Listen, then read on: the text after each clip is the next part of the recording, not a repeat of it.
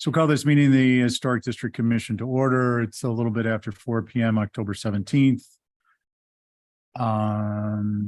This meeting is being audio and video recorded. It'll be broadcast on the town's YouTube. Please don't say or display anything you don't want heard or seen. All comments for the chair. Please state your name before you speak if the chair doesn't say it, for make our minutes taking a little bit easier. And I think that's it for now. I'll get a motion to approve the agenda. Let's see, it'll be me, it'll be you, Abby, Carrie, me, and Connie. All in favor, say aye. Aye. Carries unanimously. We're going to move to item number 1, which is ratify commission discussion and vote from last week. So this is simply a ratification. This isn't a renewal of a discussion. It's not noticed that way. Right. And to clarify, I did speak with the Ethics Commission. My paperwork in this matter and all matters are in order and on file with the appropriate parties. But I think it's best, given the subject matter, that I'm going to recuse. Okay. Okay. So with that, I'm actually going to go to the back of the room Okay. and then step out. I'll be back in a few minutes. Yeah. So this was just from our discussion last week about supporting our chairs with that little brief statement, 3-sentence statement. And it would be great if you guys would, well, some of you already signed. It's just a basic, simple statement supporting our chairman and their integrity, nothing more. And to dispel the inference that was made publicly about collusion and other things. So what do we make a motion to? I'm chairing, so. Oh, okay. I think we're just doing the same thing as last Okay. time. Yeah. We're not discussing though. We're just ratifying. Right. Yeah. Yeah. So, so should we take a vote again? Okay, so it is, so no discussion, on this, motion, and so you want to make somebody make a motion on her. Motion to ratify the event of Val Oliver's letter. Okay, Right? yes. All in favor of Val's Val's letter and Carrie's motion. Aye. Any nays? One, I'm a nay. So, And that- Diane is a yes. They're trying to get our meeting. So, okay. Thanks, Val.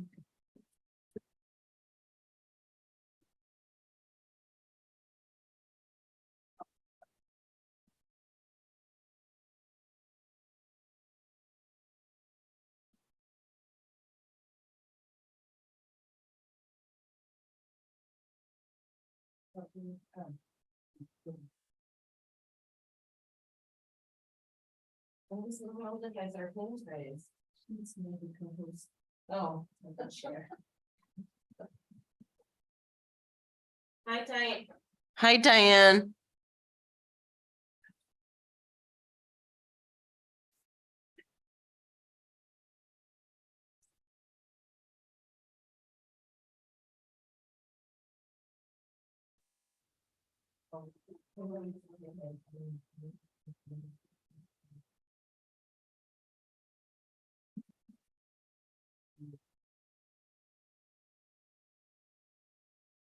We good?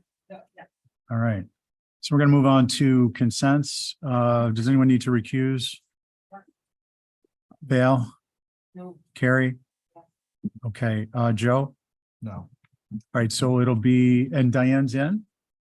She's here, she's over there, but Yeah. she's muted. Hearing from her? Okay, so it'll be Connie and Joe and me and Val and Abby. Can I get a motion to approve? Well, are there any concerns on the consents? Nope.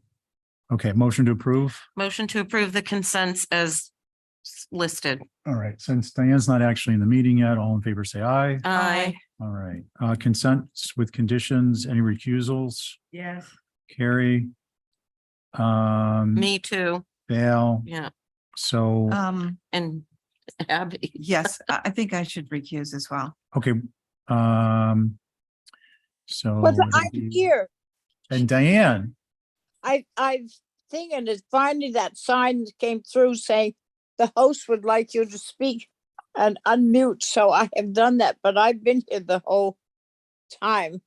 I okay, don't know good. You what can, you what can they've mull it in done on with, the first one. Yeah. Diana, so just to give you an update, we're on consents with conditions. Yep. The board is going to be, you, Connie, Joe, and myself. Can I get a motion to approve consent with conditions?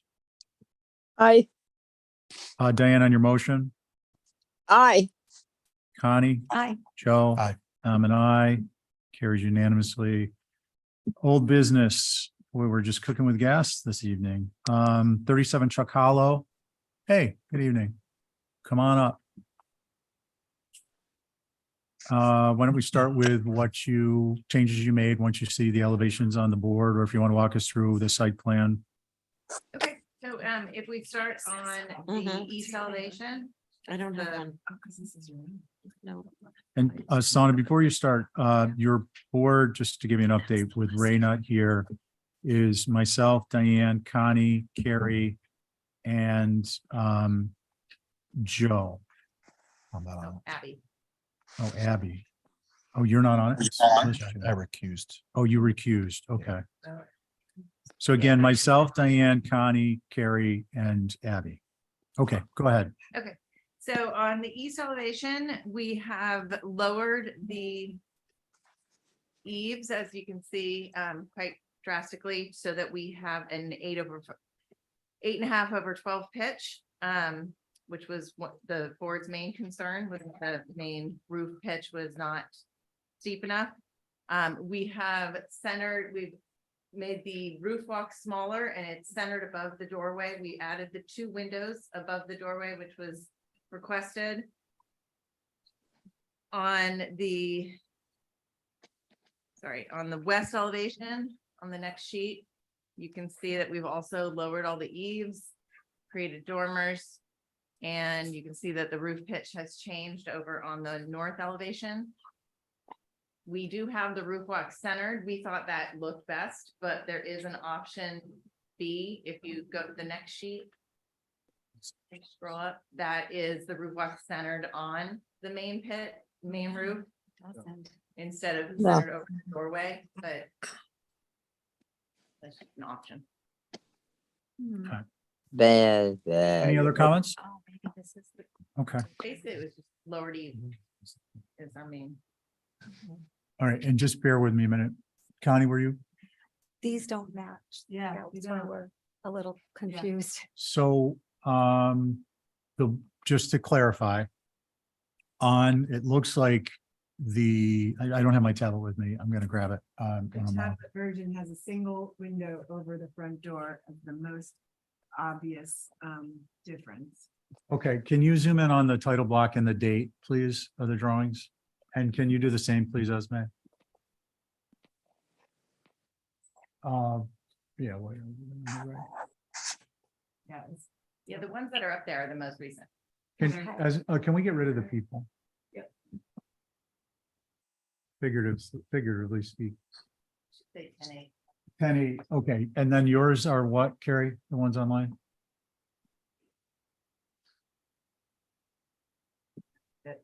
Eight So, and I can't 12. get the full title block.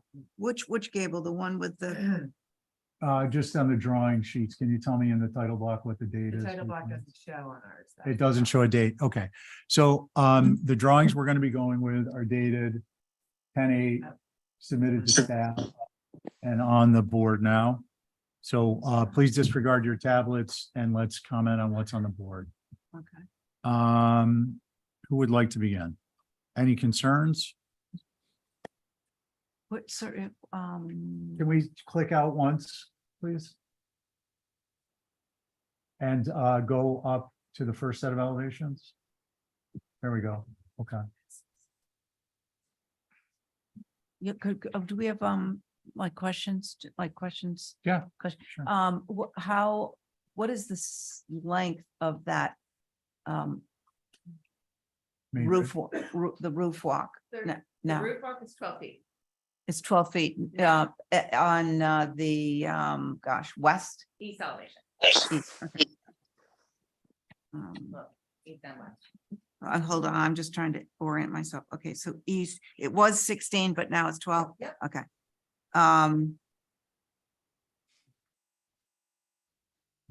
Right, so I just wanted clarification about that, Okay. Do you want but I Go. think I'm okay with what is proposed. to, okay, that's Abby. Okay. Thank you. Carrie? Yeah, I agree. I think this is so much better as reading as mostly 1.5 story. Okay. Diane? I agree. I think it's done very well and answers all the questions and without fitting in well in the road there. So I appreciate it. Thank you. Okay, thanks. Connie? Yeah, I appreciate all the changes. I have no concerns. Thank you. Okay, I think it's wholly appropriate. Thank you for the changes. How about a motion to approve? So move. Diane, on your motion? Aye. Connie? I, Carrie? Hi. Abby? Aye. And I'm an aye. Carries unanimously. Thank you. Thank you. Okay, 26 Rabbit Run Road. The board is. First of all, do we have, okay, Robbie's here. The board is Abby, Diane, Val, Joe, and Connie. That means Abby, you're chairing. And That's the, Chuck Hollow. thank you. So, hi, Hello, everyone. hi, We all set? we're all set. Okay, good. I'm just here in a physical sense, and Ben Herder will be zooming in to present his changes and revisions for you guys. Okay, thank you, Rob.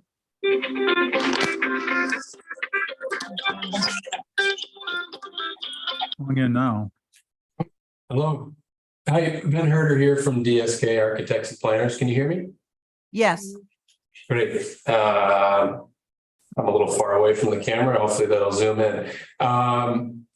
Anyways, maybe it'd be helpful for me to share my screen, and would that be okay? yes. Okay, wonderful.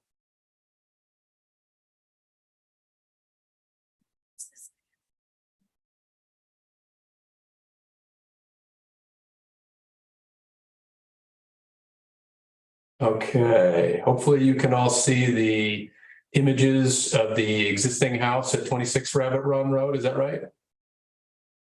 We can see them. Go ahead. Okay, wonderful. Okay. Well, thanks again for seeing us tonight. We have listened to your concerns from the last meeting that we had with you back in August, that were primarily concerned with the north elevation of the house that faces the harbor here, which I'm circling with my cursor. And I will walk you through those elevations. And what we have done. One of the primary concerns was about the amount of ganged windows that we were showing in the previous submission. So let me get you some bigger elevations to review. We also have some straight on elevations which were requested at the last hearing here. So let me scroll down to that. Given the serpentine nature of the floor plan, we've flattened it out so that from west, which is on the right-hand side, to east, you can get a comprehensive idea of the northern elevation towards the harbor. But again, the primary concern is with this eastern portion of the north elevation, where in the dormer to the second floor in the connector area here, as well as the primary structure below. We previously had a gang of 4 windows in both of those locations, and there was a request to try to limit the amount of ganging to at least down to 2 units. So we've done that in this particular location, as well as within this gable end over here. What we've also tried to do with this revision is tie some of the window types back to the rest of the elevation. So if I pan back a little bit, you can see some of the consistency that's happening now throughout the elevation, where down here you have what is a type E window, a 3/3 double hung, which is repeated in the gable end here, as well as the broad side of the single story massing over here. And then we have our A-type window, 2/2 double hung with similarly scaled lights. Oops, pardon me. Repeated in the second floor as well as in the gable end over here.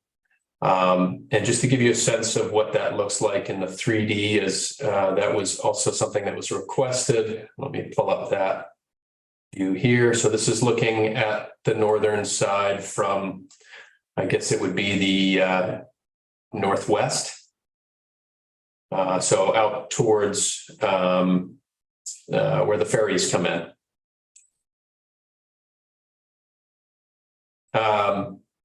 And so in addition to this, we submitted a material chip, a Marvin clad chip. So hopefully you have that in front of you of the color we're intending to use for the aluminum clad windows, which is suede. So I hope you've all had a We don't second have to it, review that. do we? Ben, did you send it in with your packet? If not, I did. have one here in my hand. Yeah, it was in the packet. But if you don't mind sharing it, Rob, that would be great. You just pass it around. He said suede. Suede, correct.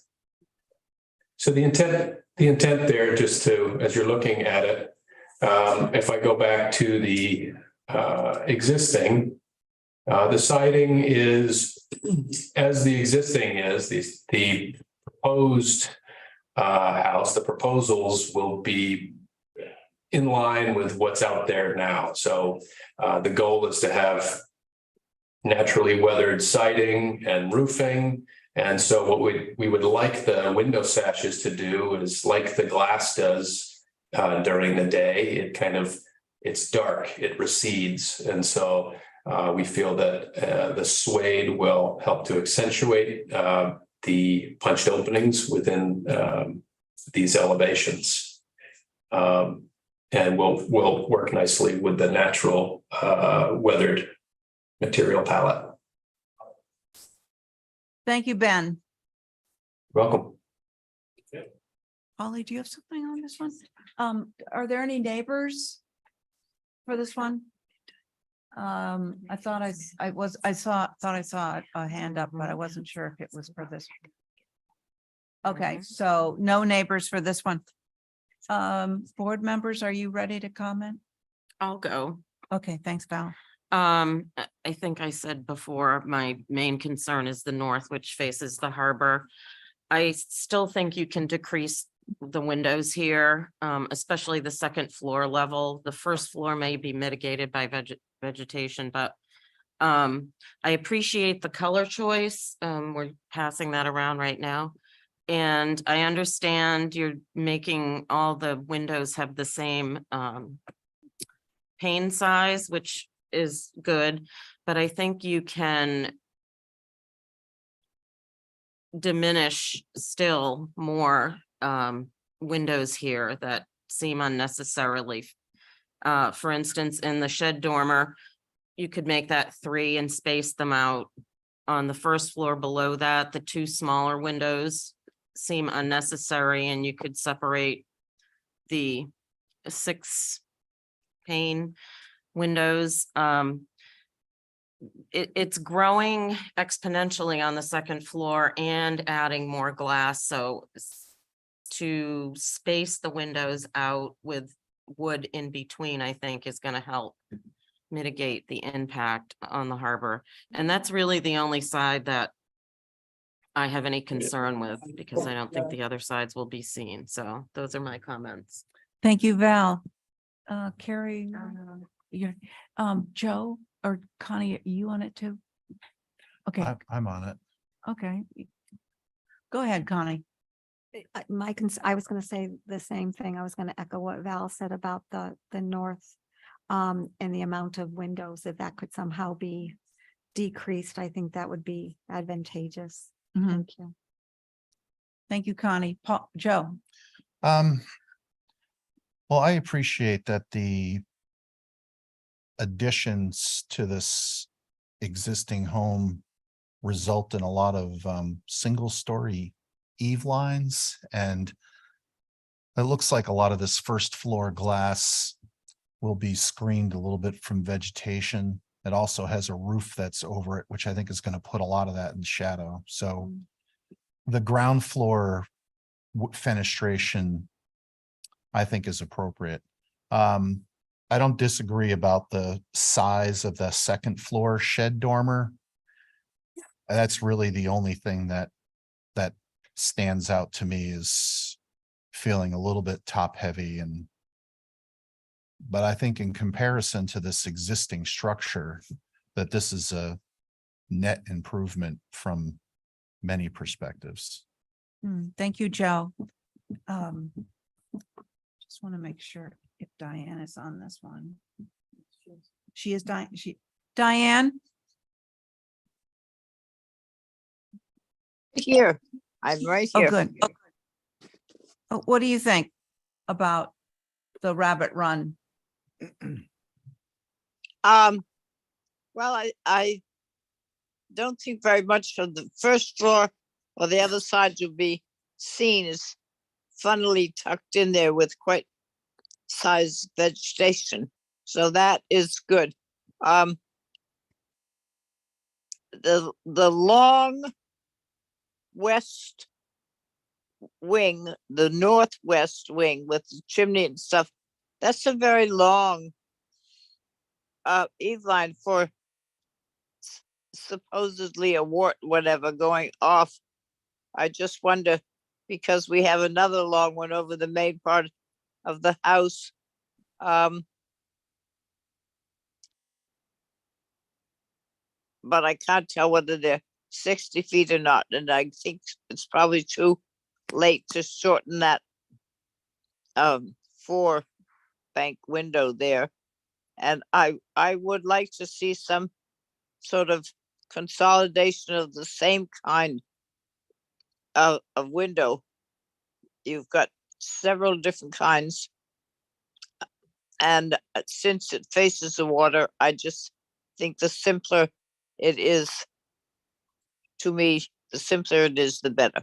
That's it. Everybody else has said stuff too. Thank you, Diane. So I think the original design was much more in keeping with the landscape. This one appears to me a little more boxy and not as additive massing on both massings. They just seem sort of just like two boxes.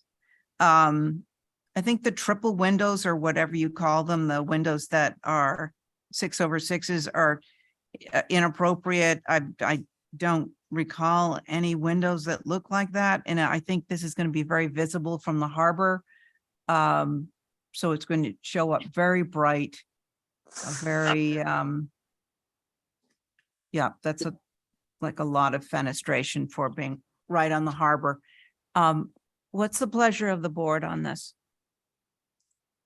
I would suggest, I don't know whether it's important to get it through staff or have slight revisions to do something about the windows in the north elevation.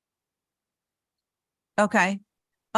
So do you want to make a Yeah, motion I would to hold for? say that as close to motion. Again, I think what Val said, I think everything people have said is very good. So I make that motion that Well, the Can I revision make of a the north. suggestion? Huh? Yep. Sorry, hold on one second. There's some discussion going on. First of all, Val. Well, I was gonna say Rob wanted to say Oh. one thing before we pass the motion. Okay, Yeah.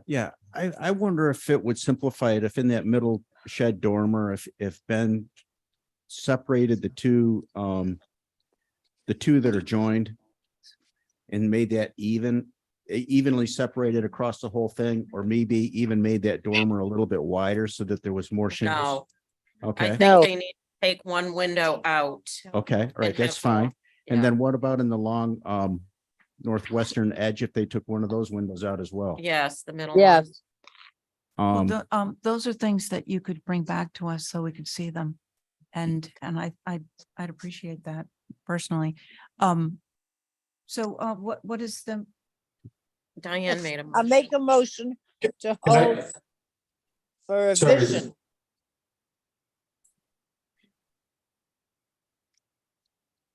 sorry, what, is Yeah. there somebody is, Well, sorry, this has been Herder speaking. I don't know if okay, there's an briefly, an because opportunity we're in to the middle of speak. a motion. Yep. Yeah, I guess I was hoping maybe somebody could give a little bit more clarity about the small windows here. I just wanted to give you a little bit more information on that. I mean, this is a bathroom space here. This is a bathroom space here. So we were trying to make them subservient to the other ones while retaining the same proportions. So there's some reasoning behind that. And we were hoping that, the symmetry would help. So I don't know if that affects your motion, but I just wanted to add that into the commentary. Thank you, Ben.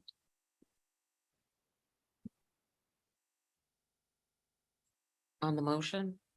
Okay, on Diane's motion, Val, Aye. Connie, I, Joe, Hi. and Diane on your Aye. motion?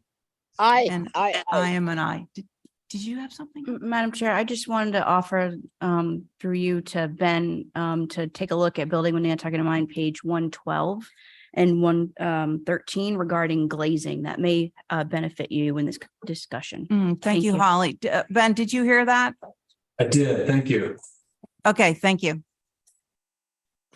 Okay, thanks, Abby. okay, thank you. You want your window samples? Thank you. All right, we're gonna do 3C Street, major revisions. 8th, and your board is myself, Abby, Diane, Val, and either Connie or Joe. Pick a number between 1 and 10. 7. Connie, you're closest without going over. So you're on the board. Okay, see you, Ethan.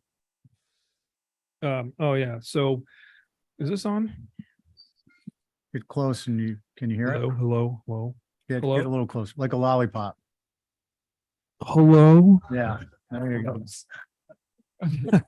I don't know if the architects are not on this. They are, so I don't think they're on, so I'll do it. They sent me a list. Basically, if you go to, we took the elevations. So on top, we met with Holly and had a meeting, went over what changes that we've done. And one of the ones was number one, reduce the width of the whole building 1 foot through 6 on either side. So it's 3 foot less wide. Also brought the ridge down by 9 inches. This is reducing the floor system and oversized framing members. Also, we increased the windows all throughout the thing based on the proportions between blank wall, window, door, window, like in the Nantucket building with Nantucket in mind. Increase the front door hole assembly, adding the side lights instead of the transom on top, widen it up, and make it more appropriate to the style house. Getting rid of the flood vents out front. We don't need them in the front. We only need them in the back and the sides. That took the chimneys, moved them to the edge of the building and widen them to make them more appropriate. And these are plank frame windows, by the way, as well as, and if you go to, let's see, in the front, you go to the side elevation, either sides or something. Oh, so that one there, this version here just shows what it would look with shutters. So we have a version with shutters and one version without shutters to show you what it would look like. And then the side, same thing, we boost the industrial vents up top, putting smaller windows up there in the attic and increase the size of the first floor windows all the way around. And the second floor mass in the back also changed the pitch by 0.5 degree, but it brought it down significantly. You can see on the dotted line there, the original submission height and then the new. Yeah. And then the side porch columns reduced, just revise them so they're not so flimsy looking.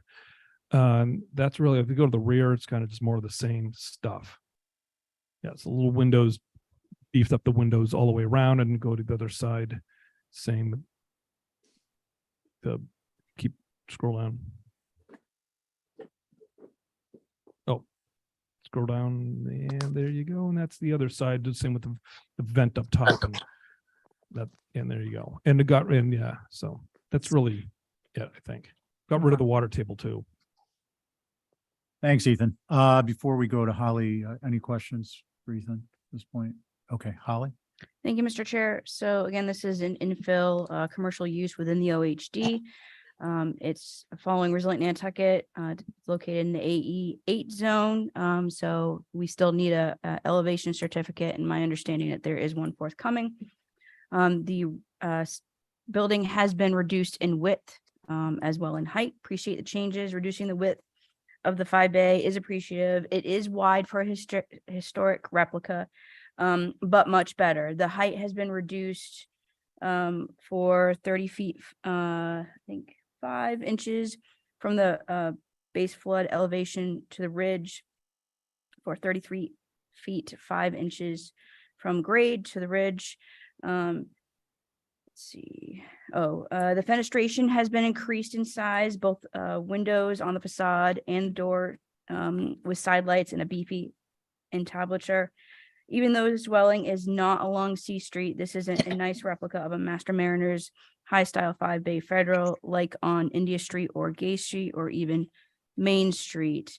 If the flanking structures didn't exist as part of this proposed inn, having this 5 bay would be more out of place. But considering this is a commercial site, it would be part of the new story of this area of C Street. I do recommend, as far as once this structure is built, whatever rendition it is finally built, for the owners to provide a kind of a write-up to the patrons of the ages of these structures, and emphasizing that this structure is an infill, so people understand the historic nature. But I do think it's better. It could be reduced a little bit more in width, but overall, I'm much appreciative, especially of the rear L on the back being dropped off the main block ridge. So those are my comments, Mr. Chair. Thank you. Thank you, Holly. Is anyone in the queue as a butters? No hands. Okay, Mickey? Yes, thanks, Steve. So this is Mickey Rowland. I'm representing the Historic Structures Advisory Group, or the former Historic Structures Advisory Board, which we are myself, Angus McLeod, Jason Finger, Lucy Dillon, and Mary Bergman. So our comments on this one is, as Holly said, it is a little bit wide for a 5 bay house, even with the shutters. It still just has a little bit too much width to it. It would be preferable to break this up into 2 different frontal masses. In fact, it's actually probably too formal a structure to be in the backyard. I mean, normally you'd have a much more informal structure behind buildings on the street. 5 bays are usually almost always throughout town. They're sitting literally right on the street, streetscape. You'd never see a 5 bay in the backyard of a property. So I think just in terms of the general massing, I think that this would be much better if it were broken down into probably like a 3 bay with a 2 bay side addition. And then aside from that, similarly, the Friendship Stairs almost always set right on the streets sidewalk practically. You'd usually never see those set back on a house that's set back. And as a minor comment, in the gable end, there's some windows labeled, I think they're labeled C, the upper windows, and they're sort of an odd proportion. I think they're 4 light windows, and they don't match the pane size as the rest of the building. Thank you. Okay, thank you. Let's see who'd like to begin. Abby? Abby? Yeah, I think it looks good. I would go for it if it were just a little bit less wide and a little less tall. And the additive massing going back, I think that could drop a little further too. Otherwise, I think it's got, it would have great proportions. I've been looking at 5 bays. There seem to be all over the place. I was coming down Center Street on my way over. They seem to, the windows still seem a little sort of far apart from one another. I think if they would look more historically correct if they were closer. It looked like 2 feet was like a rule of thumb, but I'm just guessing from driving by. But I think it's looking good. Thank you. Thanks, Abby. Diane? Yeah, I think that the bringing it down in size would be really good. And the formality of it in the back, as Miggy said, is sort of unusual. I don't know whether, I didn't hear whether decision was made to have the shutters or not. I think I'd like to know, maybe they could see what they're going to want when they produce again. That's it for now. Okay, thank you, Diane. Dale? I really have nothing to add. It looks so much better just in the slight reduction it's had. It is basically the same width as one of the example houses, which isn't 10 milk, it's 7 milk, the Mariah Mitchell. But I wouldn't put the shutters. I think that gives it more of an air of formality. Just keep it simple and have the stair going toward the driveway and ixnay the other side. Right. Sounds good. That's all I have. That's Yeah. all you got. Connie? Yeah, nothing else to add. I guess I would be in favor of no shutters. And I do like friendship stairs, but I guess it's inappropriate. So if we could just do one side, that would be appreciated. Thank you. Okay, thank you, Connie. So, it sounds like, the main structure on the front, a couple feet shorter left to right, perhaps the gable. In my thoughts, the gable, can we go down to the next? What elevation is this Scroll one? up to the top. Scroll up to the top. Keep going up. There you go. That one. Yeah. So a couple feet off that, and, I think with the front door so formal, the friendship stair takes it over the top a little bit for that particular area, so I'd go with one, standard stair is appropriate. And then I think downsizing to some extent, the rear mass, the gable, can we go down to? Yeah, couple feet off the width of this one would help too. It'll also decrease the height. So those are my thoughts. Do we have a motion? You can try one. I'm not sure what the consensus is, though. I don't want to. Yeah, I'm thinking, should we do a hold for revisions? Yeah, I would make one to hold for revisions. Minor, Minor. minor in massing. Could I Mr. just Chair. say one thing about the friendship stairs, which I'm not, this is my own personal opinion, but because it's flanked by 2 houses, and then you have this center building, I think the friendship stairs are actually quite nice because it gives it some more symmetry, and it, sort of weights it down. So I didn't, that's why I didn't want to make a motion, because Okay. I That could, you did a view. I appreciate that comment. I think it's thoughtful and see if it persuades us. Why don't you, we got a motion to hold for minor revisions. Diane? Yeah, On your yes. motion? Could that? Mr. Chair? Aye. Could let's that include the see, elevation certificate? pardon me? Could that include the elevation? Yeah, and certificate, please? information. Yeah, for you the don't have that? elevations They thought they sent that. And the format, It's been done. Yeah. all right, and the format. What's that? Right. It's the map. Yeah. All right, back to the Thanks. motion. We did Diane, Abby, Aye. Val, Connie. Aye. And I'm an aye. Okay, so that carries unanimously.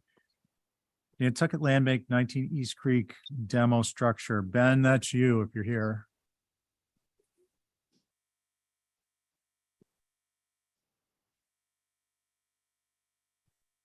Do-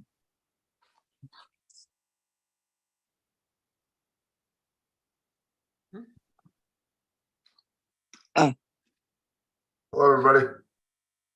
Hey, Ben. Can we go to the locus?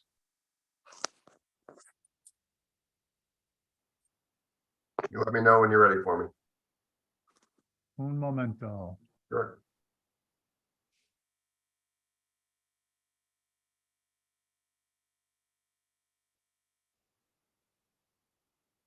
All right. Ben, why don't you go ahead? Sure. So we're looking at a single family dwelling located behind our island home. The building was built in 1983. In around 2020, a renovation was started there. The entire building was gutted. At that point, the owner, for whatever reason, decided not to proceed with the renovation and sold the building gutted to the land bank.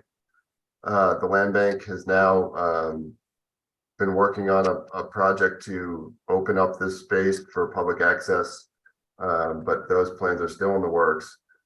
But the building is been empty and gutted now for about 3 years. Is falling into disrepair.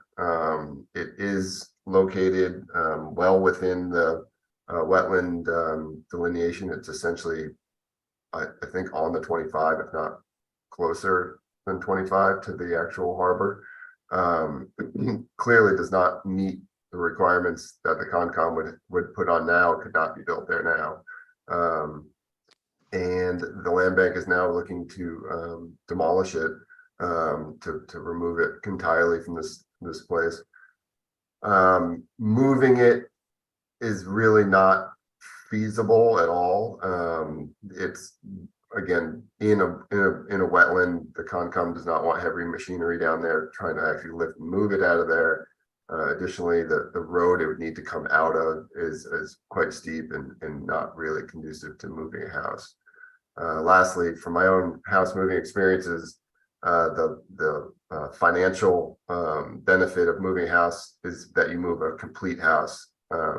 To move a house that's gutted and been sitting in the harbor for a number of years unkept, it's a hard sell from a financials situation. So we're here tonight for a demolition of this structure. Okay, thanks, Ben. Questions for Ben?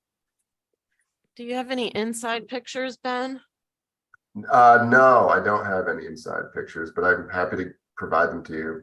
I can get them. All right. Any other questions? Another. Can you put it on a barge and make a houseboat? If you would like to do that, Val, maybe we can work that out for you, but I think that's a hard sell. Okay. What was the date? Sorry, I missed it. It was built in 1983. Wow. Question for you, Ben. Has this been advertised? No. Okay. So I mean, just as a technical matter, obviously, it's a structure that's a dwelling, so it would still need to be advertised. I understand it was gutted, but unless it's got a change of use, just on the technical aspects of it, unless it's got a change of use permit, it's still considered a dwelling. Sure. So just keep that in mind. Okay, what's the pleasure of the board who'd like to begin, or what do we want to do? I'm okay with it. Well, I guess we can't ask what's going in its place, but I guess nothing is because it looks like it's in the water. Right. Yeah. So I think it might be actually, because it's not historic, I feel that it might actually open up some views, which I think the town is trying to do along that area, so. That's my opinion on that. Okay, thanks. And Ben, just for the record, you're board of the regular members, so myself, Abby, Diane, Val, and Carrie. I'm sorry, I didn't hear Abby very well, but were you curious of what's going in its place? Yes. Yeah, I mean, the plans are still in the works, but the idea is that it's going to be a public access type of boardwalk, bird watching type of location that is going to have a direct connection to the R Island home. So it will be a public access, place for everybody to enjoy when the time comes. But those plans are still in the works, but they are in the works. So yeah, the intention is a kind of a platform like place for that connects directly to our island home and the greater public as well. Thanks, Ben. Carrie? Yeah, I think this is a fine one to let go, especially because of the environment that it is sitting in. I would just say, and I'm sure because it's the land bank, a careful deconstruction of this would be taken into consideration, considering the location. Val? I agree. If there's anything that could be salvaged, salvage it if possible, but maybe to go along with the regulations, just advertise it because you have to, right? Yeah. 1 second, Tucker, you're going to speak. You want to speak on this one? You Okay, want it for but- housing? Go, let me get Diane and then you can go before I go. Diane, Yeah, what do you Oh. think? I don't think it should be demolished. I don't care, and I don't believe it's sitting in the water. Because they just don't do that. And the people who owned it didn't do that. So I would push to saving it, moving it. I'd like to see what the inside was. I think that Val made that suggestion so that we could see whether it's falling down rotten or good. But I think it's a nice looking building, and moving houses is something we got to get to work on. But anyway, that's my view. Okay, thank you, Diane. Tucker? Thank you. Yeah, I mean, I don't have a particular view on this structure. I don't think it's probably suitable for housing. But I just wanted to bring up that I understand there's a greater effort on the part of NPT and others to look at deconstruction and salvage. I think Carrie and Val both brought this up. So, in terms of the advertising and so forth, it may not be that a hand is raised to move the house and use it as a house, but there may be interest in trying to salvage parts of it. Yeah. I think that's great. Yeah, so I've got really not much to add to that. It's a relatively new house. It'd be nice if it could be deconstructed to the extent materials can be salvaged. There isn't quite a program in place for that yet, but we would ask the applicant's agent to represent that back to the owner and see if there's something they can do about it in the meantime, or I should say in the interim. And I think that's it. What about a motion? A motion, to make a motion to publish it but check first on moving it. Diane, I'm sorry, I didn't hear you. Oh, my motion would be to do the demo, move demo, but review carefully the remove Okay, of the shed or building, whatever you want to call it. okay, thank you. On your motion, Diane, Aye. Carrie, Aye. Val, Abby, Aye. and I'm an aye, carries unanimously. Thank you, Ben. Thank you. 1 Caroline Way, revisions to porch and balcony. That will be, regular members and Joe.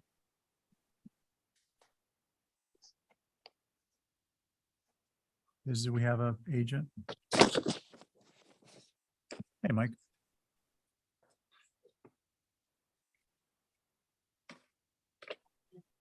You got a hand.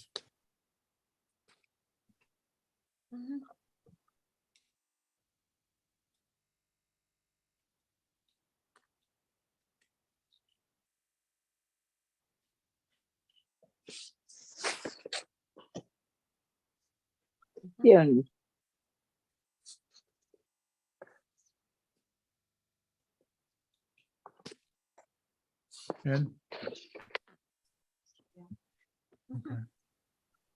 Good evening. Evening.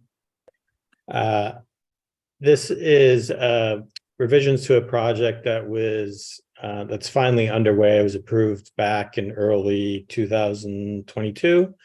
And we've just finally started underway on construction with the my client would like to make a few changes to the west side of the house, in particular the porch that overlooks the west side.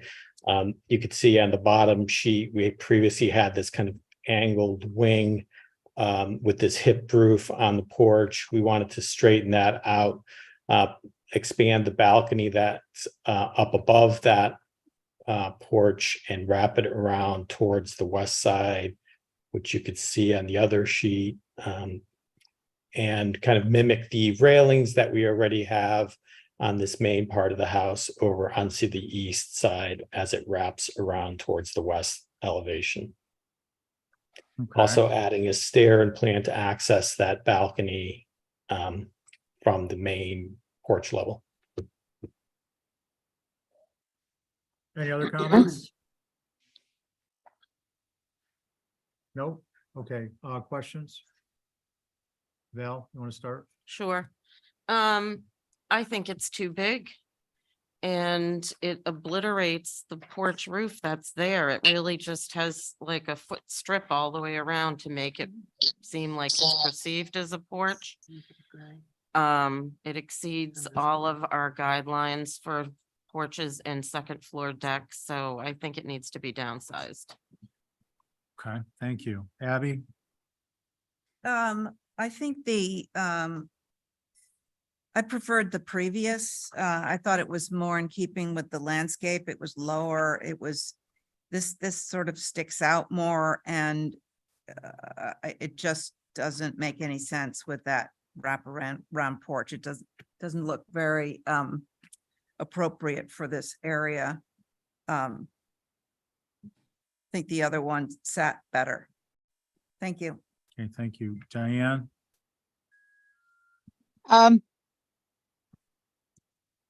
Well, has this been not built at all? Or we're reviewing the Under drawing? So we're, Huh?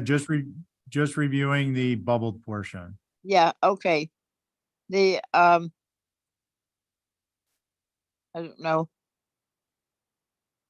I like the previous one, I'm sorry, previously approved. It's more broken up down on that wing. And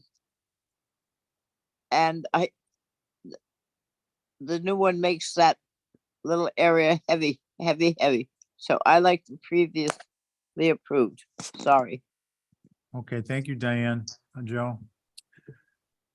I generally agree with what my fellow board members have said. I think I would add that it looks like the stair from the second floor down to the first floor, I only see it in elevation in one location, but so I think it needs to get shown in the drawings.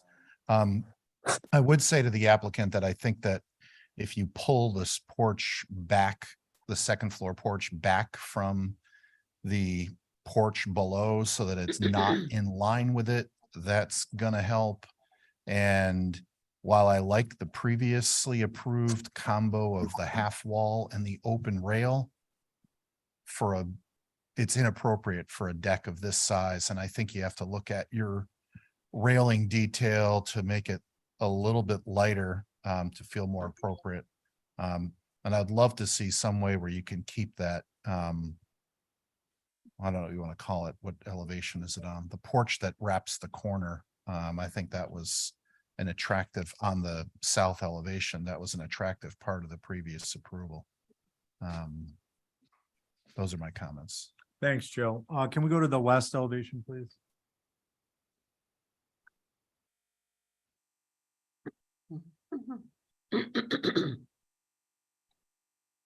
Oh, boy, previously approved. Yeah. I'll take this opportunity to mention John McLaughlin's memorial is Saturday from 1 to 5 at the VFW.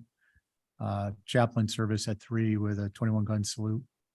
And the reason I mention that is John would be, he'd have his little tape measure out and he'd say, that big second floor deck's got to take a hike.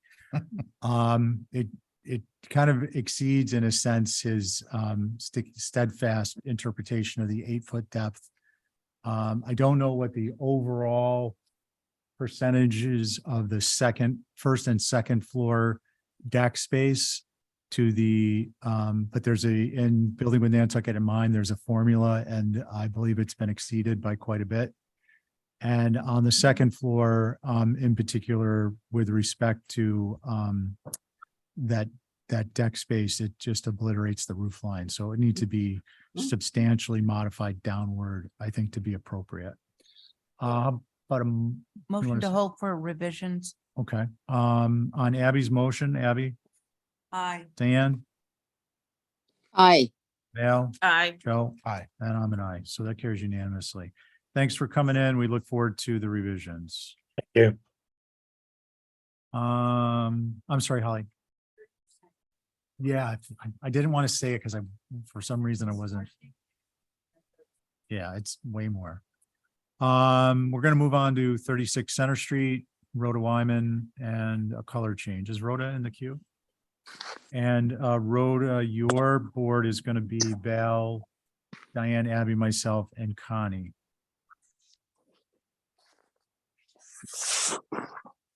And when you see your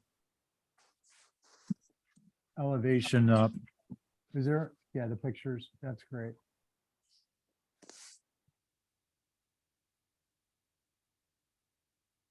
Unmuted. Rhoda, can you hear us? I can hear you. Can you hear me? We can now. Go ahead. Okay, so it's Nantucket gray now, the front, and the trim is that very, very dark green. And I want to have the front gray and the doors and window trim black.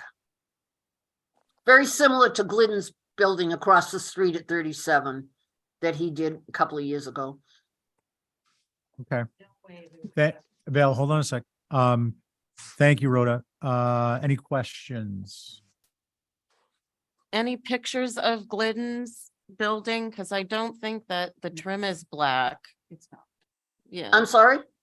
Do you have any pictures of the building across the street? I gave when we put the application in, I gave them half a dozen pictures of the black and gray.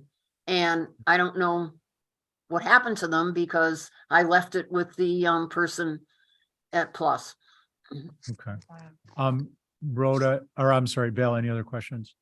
Rhoda, can I just get a clarification on the trim? When you say black, you're referring to the door and the window sash, not the corner boards, fascias, rake boards and stuff like that, correct? Well, I'd like to do what's dark green, black now. That's called foundation. See the bottom, that's the brick, that's dark green. So your foundation, but can we go back to Yes. the image? I just want to make sure because we've got, Yeah, that's Glidden's. yeah, can we go back to the image of, Rhoda's? She's misusing the term. so- yeah, can we go back to the image of Rhoda's? Yeah. So Rhoda, we want to get the terminology correct. Typically here at the HTC, when someone says trim, and I think you can see what's up on the screen. That would include what's currently painted white. And I just want to confirm that you're not interested in painting what's currently painted white, black. Well, I don't want it white. Well, okay, but that never ask an attorney a question. Yeah. I'm trying to determine if you want the white trim, which are the corner boards, for instance, painted black, because you said paint the trim black. Yeah, I'd like the window trim black as well. Okay, the window trim, but again, I'm going to go back to my original question. Are Okay, you suggesting that the corner boards will be black instead of white? when you say Yes, the please. corner board, can you, So the corner board is, can you see the image on the screen currently? I can see, yes, I can So see you've this. got you've got a vertical element that extends from the foundation to the roof on each corner of the building, and that's what we refer to commonly as corner boards. They're currently white. I'm just trying to clarify, you're not looking to paint those black. Or are you? I'd like it not to stay white. If I didn't, if Okay, I can't but do it last and black, then I would just last- do it gray, which is what the rest of it's gonna be. Okay, so you're suggesting gray versus black? Well, I prefer to have black. Okay, yeah, okay. I No, I and just I trying to did understand, submit that's fine. Several pictures on Main Street that have the black that I would like to have. Okay, I think have a question. we're still miscommunicating, but Connie? So it says the front clapboards are gonna be, I can't hear her. the front clapboards are gonna be changed to Nantucket gray, just the front, not the side clapboards? No, the whole thing is gonna be painted gray and the Okay, trim is 'cause gonna it- be painted black. It says changing front building clapboards to Nantucket gray, so I just needed a clarification. Thank you. Okay. No, so- it is Nantucket gray now. It's green, but it's called Nantucket gray. Okay, so That's where what we I are have now, now. so before we, before we go any further, where we are currently is all the clapboard is being proposed to be gray, and all of the trim and the foundation is proposed to be black. So that's just, let's clarify where we are in the process of information. Holly? Thank you, Mr. Chair. So for the record, this is a circa 1847 Greek revival built sometime right after the Great Fire of 1846, Bless you. built by Valentine Swain. Nantucket gray for clapboard is appropriate, provided it's for all of the clapboard. Excuse me, but that's what it is now, and I don't want that. It's Nantucket gray is the green that it is now. Rhoda, That did you is have a gray Nantucket in gray. mind? And then I'm going to ask let's give Holly the floor after you answer. Gray is, as we know, there's a wide variation between black and white. It's called gray. Is there a particular gray you have in mind? The paint that I've had on it for 20 years is called Nantucket gray. It's Yes, I'm aware of green. that, but I'm asking you, do you have a particular gray in mind? I didn't know that I had to have a specific gray. I want just kind of a medium shade gray. Okay, we'll take that into consideration. Holly? Thank you, Mr. Chair. A contrasting color, it would be typical for a Greek revival, but not black. And I'm concerned on the black trim entry and what that would look like with the context. This Greek revival does not has that recessed entry, and having that all black, I don't believe is appropriate. I will notate that yes, there are some historic structures that have been historically black, like on Main Street, but different type of structures, built in different time frames. So those are my comments, Mr. Chair. Thank you. Okay, and just a question for you is when you say that have been black, you're talking about all the trim and the foundation is black? No, I'm talking about specific elements. For instance, some of them have like their shutters would be black. contrasting accents, not Accents. the entire trim package. Thank you. Okay, fair enough. Any abutters? Anyone with a hand up other than Mickey?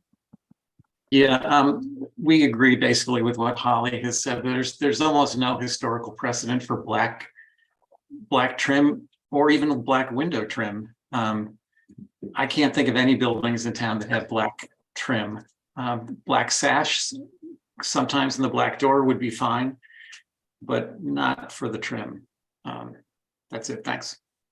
Okay, thank you. Are there any additional questions? Val, would you I like- have one. I mean, I submitted at least 5 photographs from Main Street. I'm sorry, is with the this Rhoda? black trim. And I Is don't this Rhoda? understand why they weren't submitted. Is this Rhoda? Yes, Okay. I'm sorry, Rhoda, can you repeat yourself? yes, in my submission, I had several buildings on Main Street that were, very old 1800 buildings with black trim, just as what I'm trying to do. And I don't know why they're not in the packet, because they were there and I handed it to the person that took the application. Okay, and were they in the digital submission that you're required to provide? I'm sorry, were they what? Were they in the digital submission that you're required to provide? I gave it to the person in the office. He took it all. He wrote everything out and he said that was the submission that they were going to put forward. Okay, so that's noted. Thank you. And, I thought it was going to go on consent. That was the impression I got. My painters was supposed to start yesterday. I had to call them off and tell them, that they couldn't start until this went forward. Okay, Abby? Oh, yeah, I had a suggestion that Miss Wyman, key the things that she would like to change the color of, and state what the clapboard would be, the trim colors, the window surround, the sash, the foundation, and key them in so we can clearly look and know exactly what she wants to do instead of back and forth.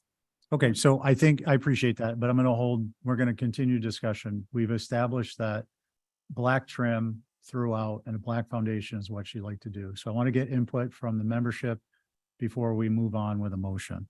So Abby, do you want to comment in addition to that on the black trim and the gray that is undefined? gray? Sure, just to say that this particular vernacular of those, the white corner boards being substantial, that they're the only ones I've ever known have been white.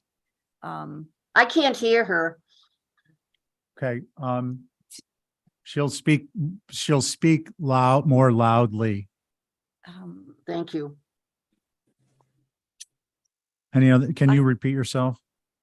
I don't Abby? know if I can. But I mean, I would say historically that the corner boards, these large part of this type of architecture, the only color I've ever seen on them is white. And it's just part of the history of this vernacular. So. Okay, thank you, Abby. Diane? Yes, I believe what Abby is saying. The black trim house that was historically around 1900 was for a very specific reason. Same way why the chimneys were painted white with black cap. It doesn't necessarily set the stage for the existing architecture and the existing work of the trim and the color. I would go with white. I think it fits in on Center Street. I think we're trying to keep the historic atmosphere as very best we can. And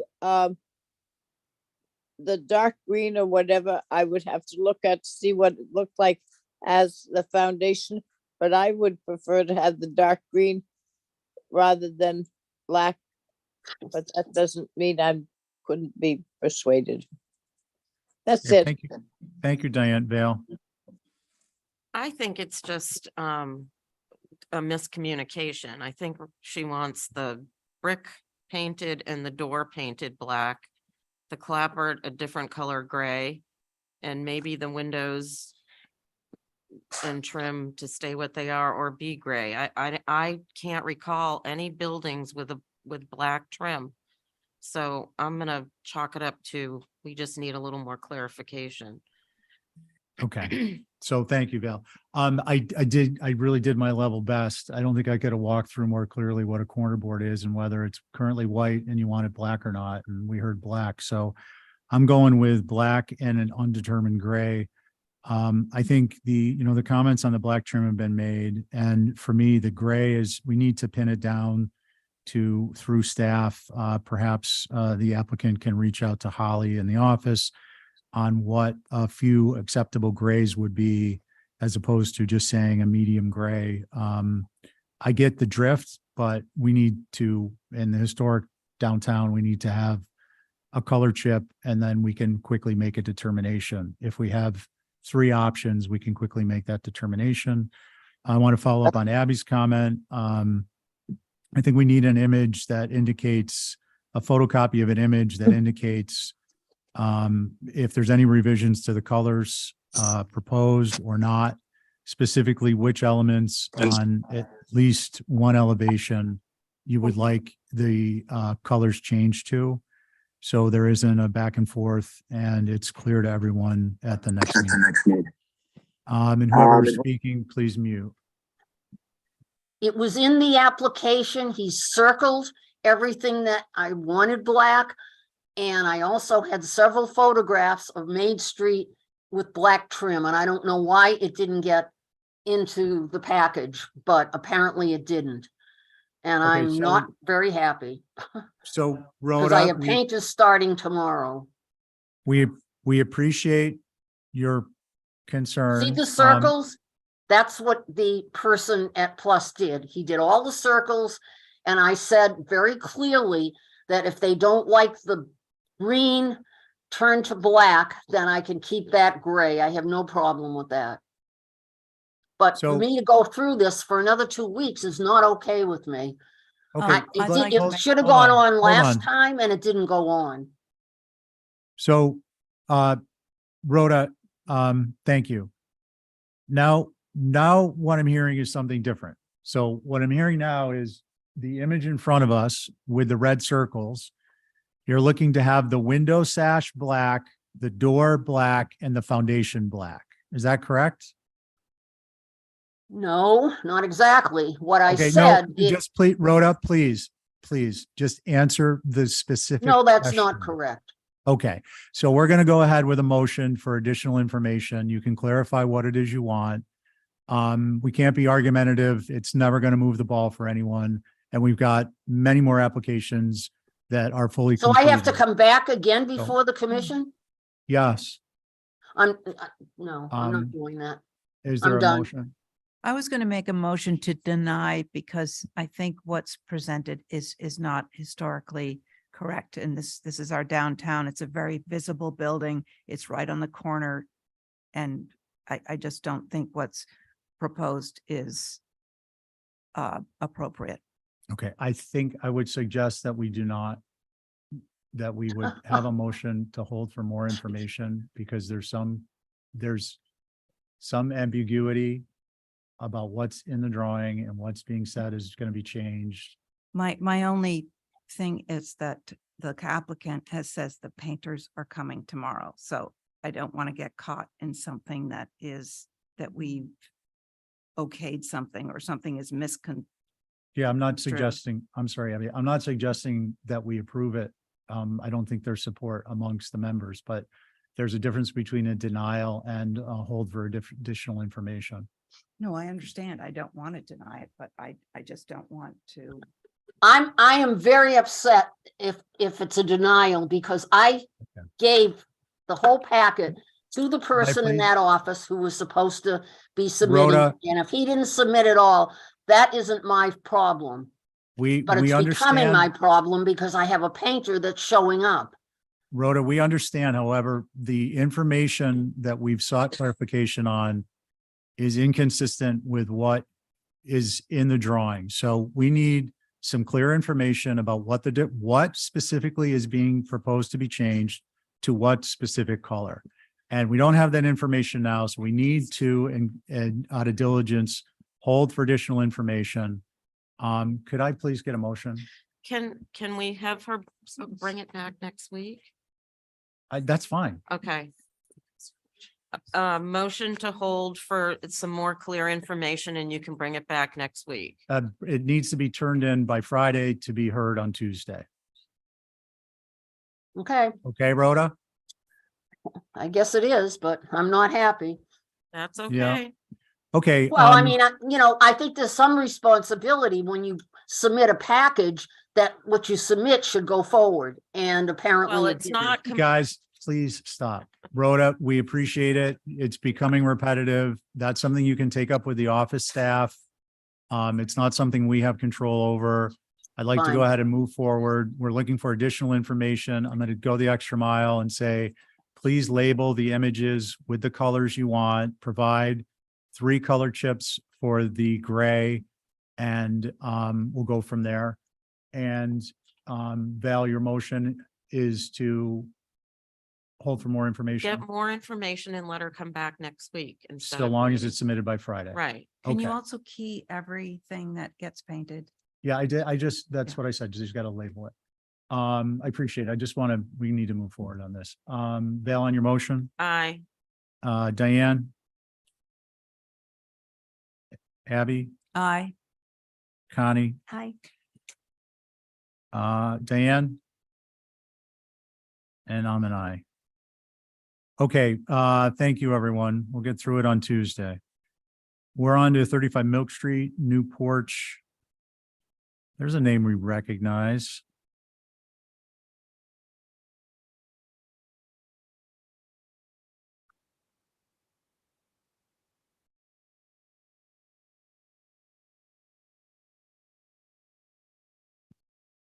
Okay, guys. Carrie, when you're ready.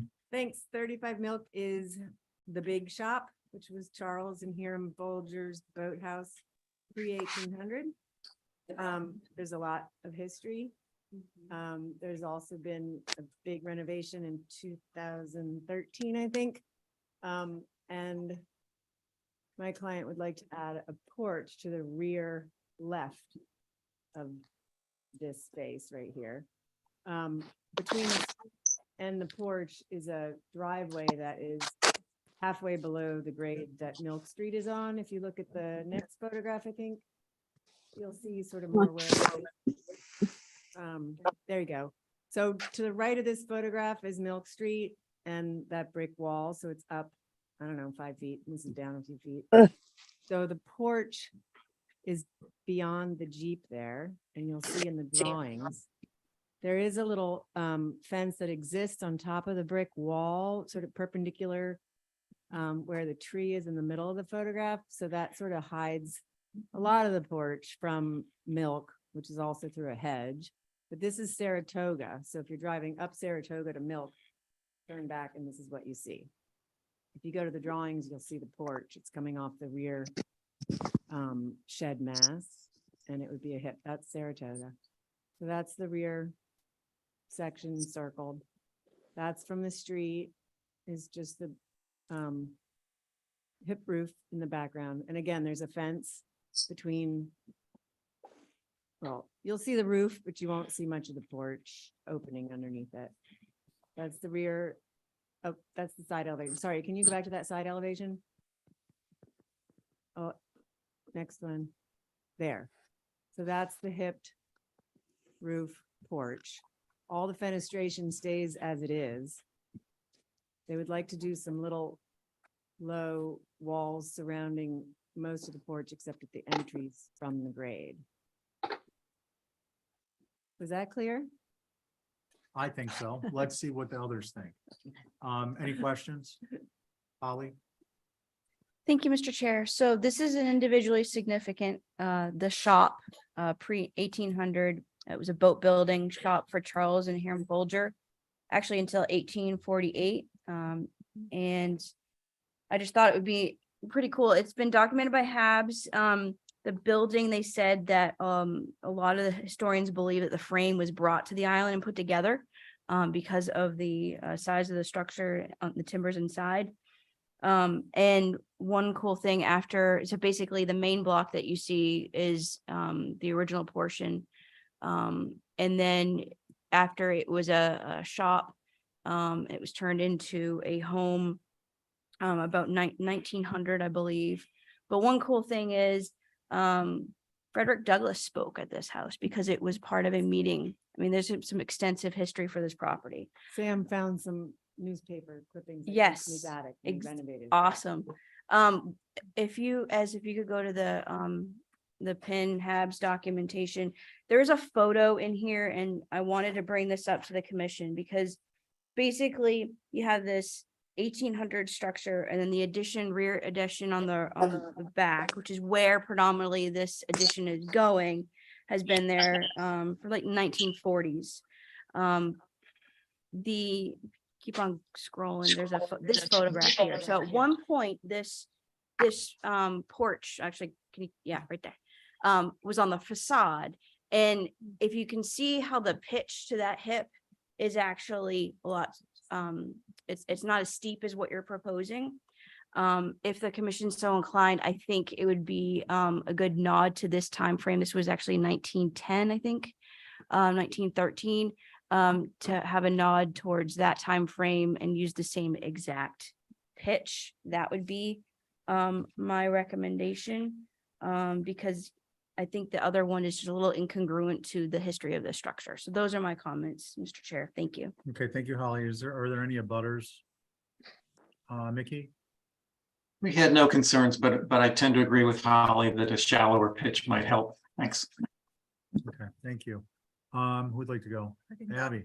Yeah, I agree with what Holly said. I'm okay with adding a porch on the west, but I think the roof configuration is a little too conical, a little bit pointy, and I think you're gonna see that coming down Milk Street. I think a shed or like a double hip would be more in keeping like the one shown on the historic photo. Okay, thank you. Can I just say something? Because right now there's a shed roof coming off and that's where we're attaching the porch roof to. So if we match the existing shed pitch, is that fine? We are a little. Carrie, let's go through what everyone I else. just don't want to get lower than that because that's. a floor. I get you. but Okay. Before we start trading horses, let's see what the other horses are. Val? I didn't have a problem with it. The way it is. Okay. And did I establish who our members were? Carrie, you're there. Okay. Diane? Yeah, I don't mind the porch. That is what's included, what they want to keep. There are other ones fit in, but I wouldn't say you had to take that one down. Okay. Thank you, Joe. It's interesting because before Holly spoke, I thought the hip seemed foreign and that maybe this ought to be a gable and shallower. But having seen the precedent photo, I think there's rationale for the hip. And I think you could probably lower it to the shed roof that it's intersecting in the back, which kind of comes underneath the sill of those windows on that wall there. And the porch that's on the porch that was on the front, it looked like that died just underneath the sill of those windows. Yep. So with that minor adjustment, I'd be in favor of the application. I think it'd be appropriate. Okay, thanks, Joe. I think if you lower the pitch to match the shed, it's gonna get you closer to what Joe was saying. I understand. I wouldn't go much lower than a 412. Thank you. You get into a 3 3/4, I think the driving factor is what's going to be visible, which is to some extent from Saratoga, that roof pitch. So that should be the driving factor personally. what do we want to do? I think we can more straight. Can we do an exhibit A? Mr.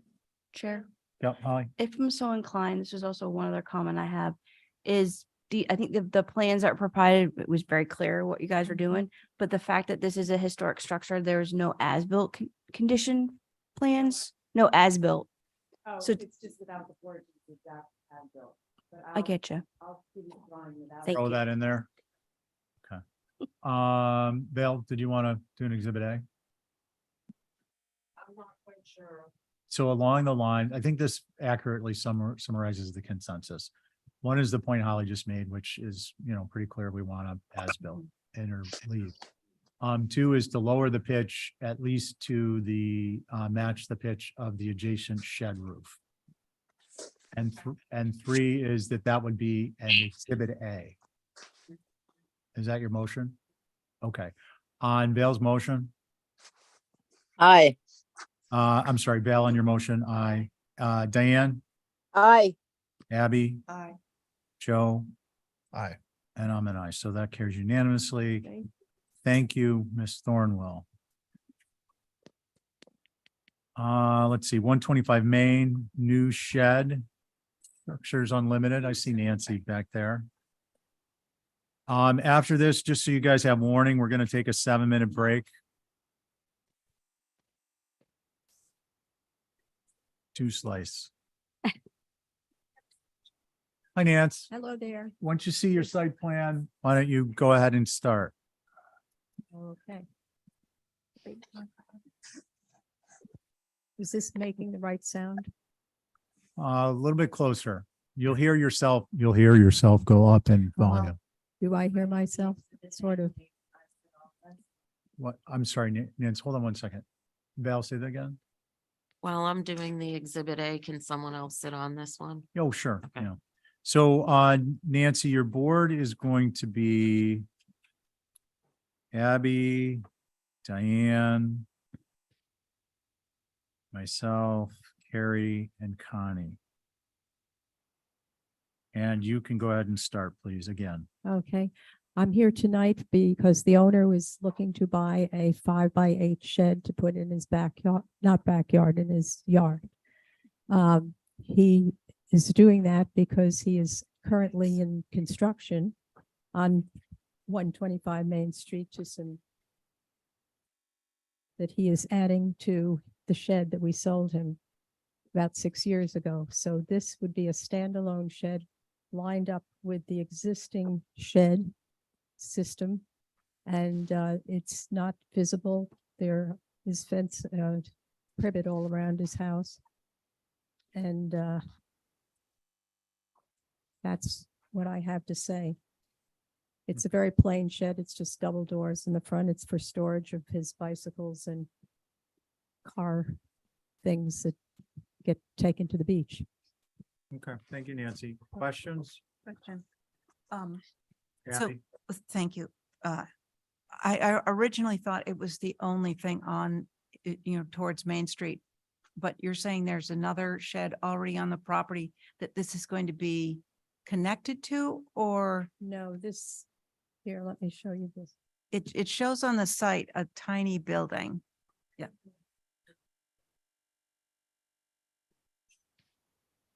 Is she replacing this?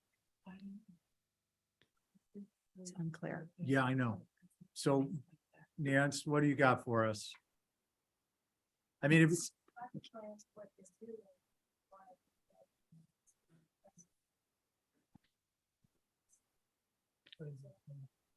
Right. I didn't see that in the application materials. Did I miss it? The plan that you just provided? Oh, well, that, Yeah, so Nance, just for future reference, it'll solve a lot of problems if you include this level of detail. Can we go back to the locus, please? Not to be pointed, but instructive. Watch out, you have So other this people level of arguing. detail versus this level of detail, there's no comparison. If you can provide this with each of your sheds, it's gonna make the process for you so much simpler. Perfect. So, there you go. So And Holly, did you see it? I just want to say this Yep. site plan is not up to date. It doesn't show the cottage, Yeah. correct? Okay. Yeah. The cottage is currently being constructed. It's just been Right. started like 2 weeks ago. Okay. Holly, do you have any additional, you comment on it? Just that this is what I was asking for, is a better site plan, especially how this is in the OHD. It's on a corner lot. Quaker Mile Hill is obviously important. My only other comment is we typically want to have sheds kind of, complement the main dwelling on the lot.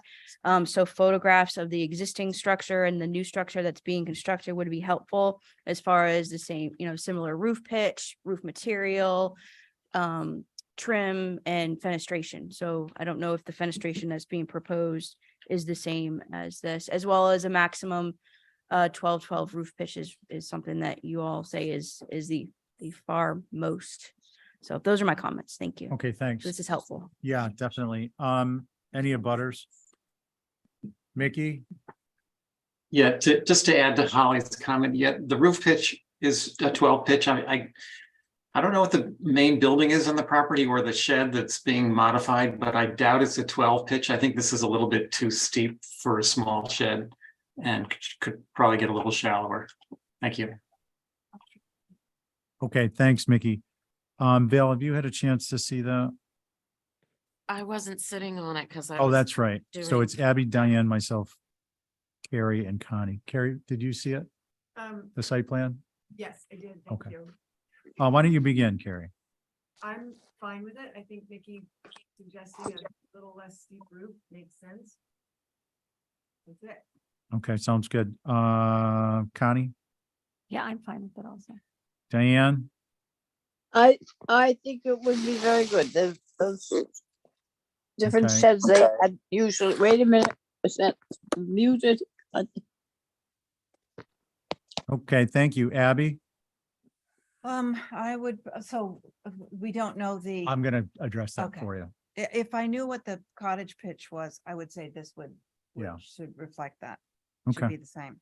So, I agree with all that's been said. So I'd like to see if we can get a motion to approve the shed as shown in Exhibit A with that site plan labeled Exhibit A. And the second part of the motion being that the roof pitch will match the predominant roof pitch of the cottage that it's adjacent to. Is I anyone make willing the to make that? motion. Okay, Diane, on your motion, Aye. Abby, Aye. Carrie, I Connie, I, and I'm an aye, so that carries unanimously. Thank you, Nance. We're gonna move on to 4 North Street window door replacement and Mr. DeGisi.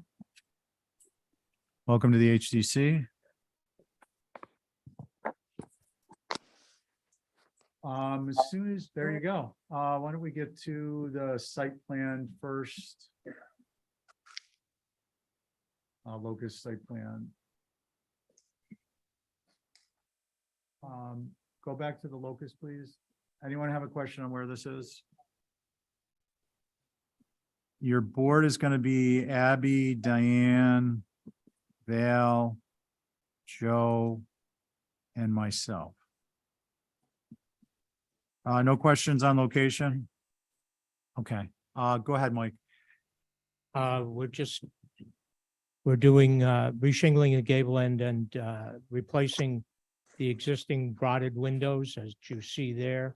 And that old French door unit. And we're replacing it with Anderson windows as listed in the application. Okay, thank you. Why don't we go with, who'd like to go? Mr. Chair, Oh, Holly? just that it's it is outside the Sconsa OHD. It is circa 1972, so at the end of our period of significance. My only concern was typically we do see condition of windows, but Anderson SDL windows are not appropriate. You know what I mean? They if the commission's so inclined, they can be appropriate. Thank you. Okay, thank you. Did I read these are wood rate? Was that this application? Maybe it wasn't. Okay. Anderson wood rate? Yeah. Yeah, okay. Val, I'm fine with this. I thought it should be consent. Diane, Yeah, it's fine. Abby, So my concern, I guess I was supposed to look at this for consent and I thought that because they're SDLs and not sure if this is in the historic district, but just outside. So I saw the rotten windows. I don't know this particular window type.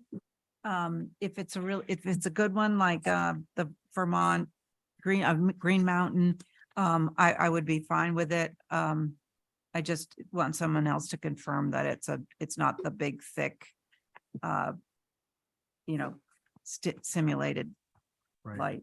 So I don't know this brand, so I just need confirmation. Mike, do you just want to comment on what the profile, what are they going to be 6/6?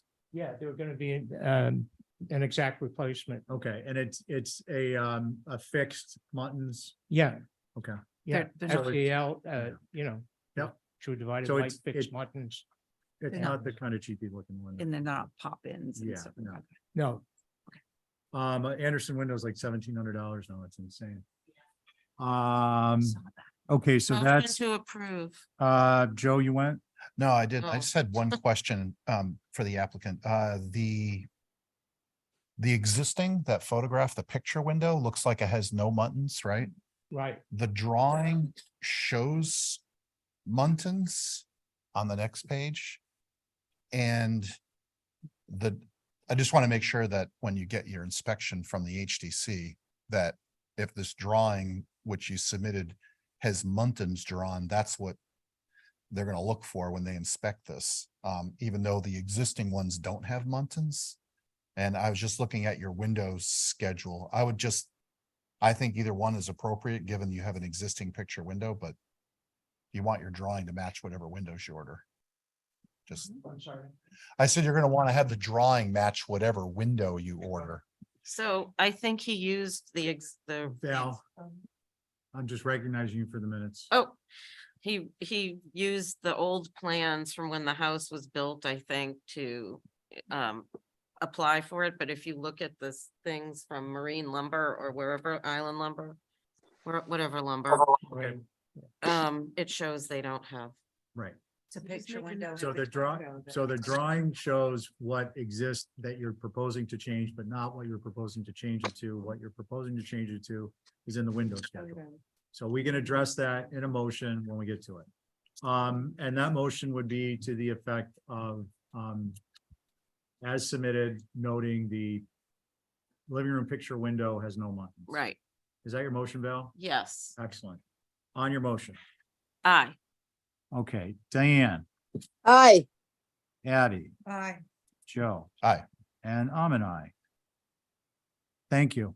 Okay, thank you very much, everyone. All right, we are moving on to 93 Sankaty.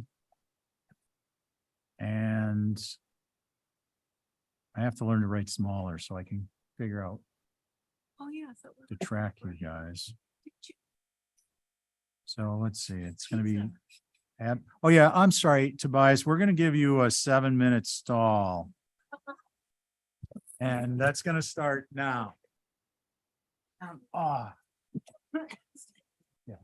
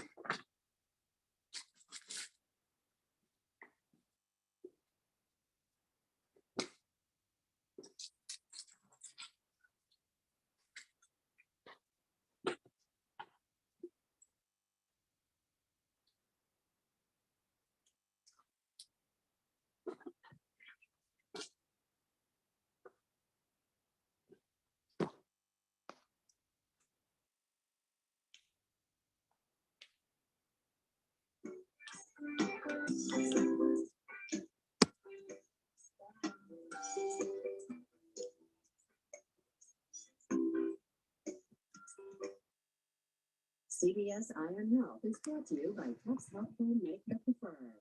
We're joined by Patty Blake, head of Medicare for Point 32 Health. Patty, how can we best plan for a happy retirement or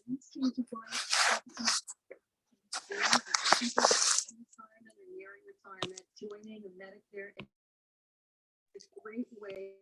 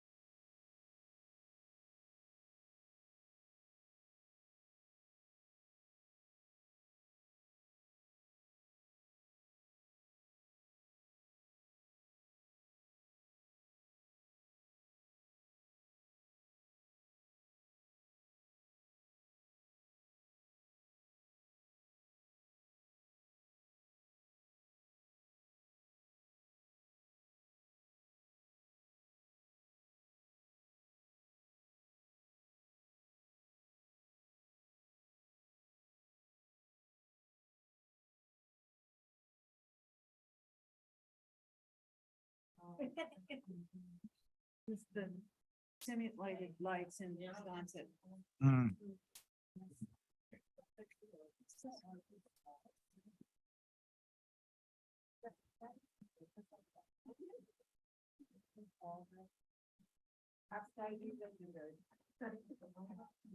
So were you on 4 North Road?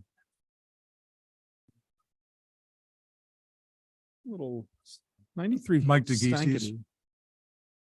Sankety. Okay. Yes. So then it'll be, yes, that's right. Thank you. So it'll be Connie. Okay, guys, we're gonna get started. 93 Sankety. Tobias, thank you for your patience while we took our sustenance break. Your board is gonna be your commission members. We're not a board. Abby, Diane, Val, Connie, and myself. Great. Why don't you walk us through it? Great. So this property is at 93 Sankety Road.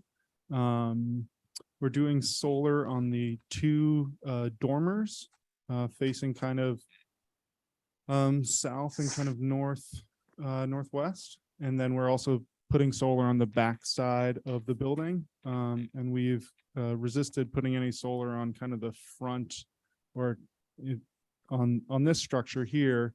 You can see the driveway to the left there, and the closest thing you can kind of view is that dormer to the south there from the street from Sankety.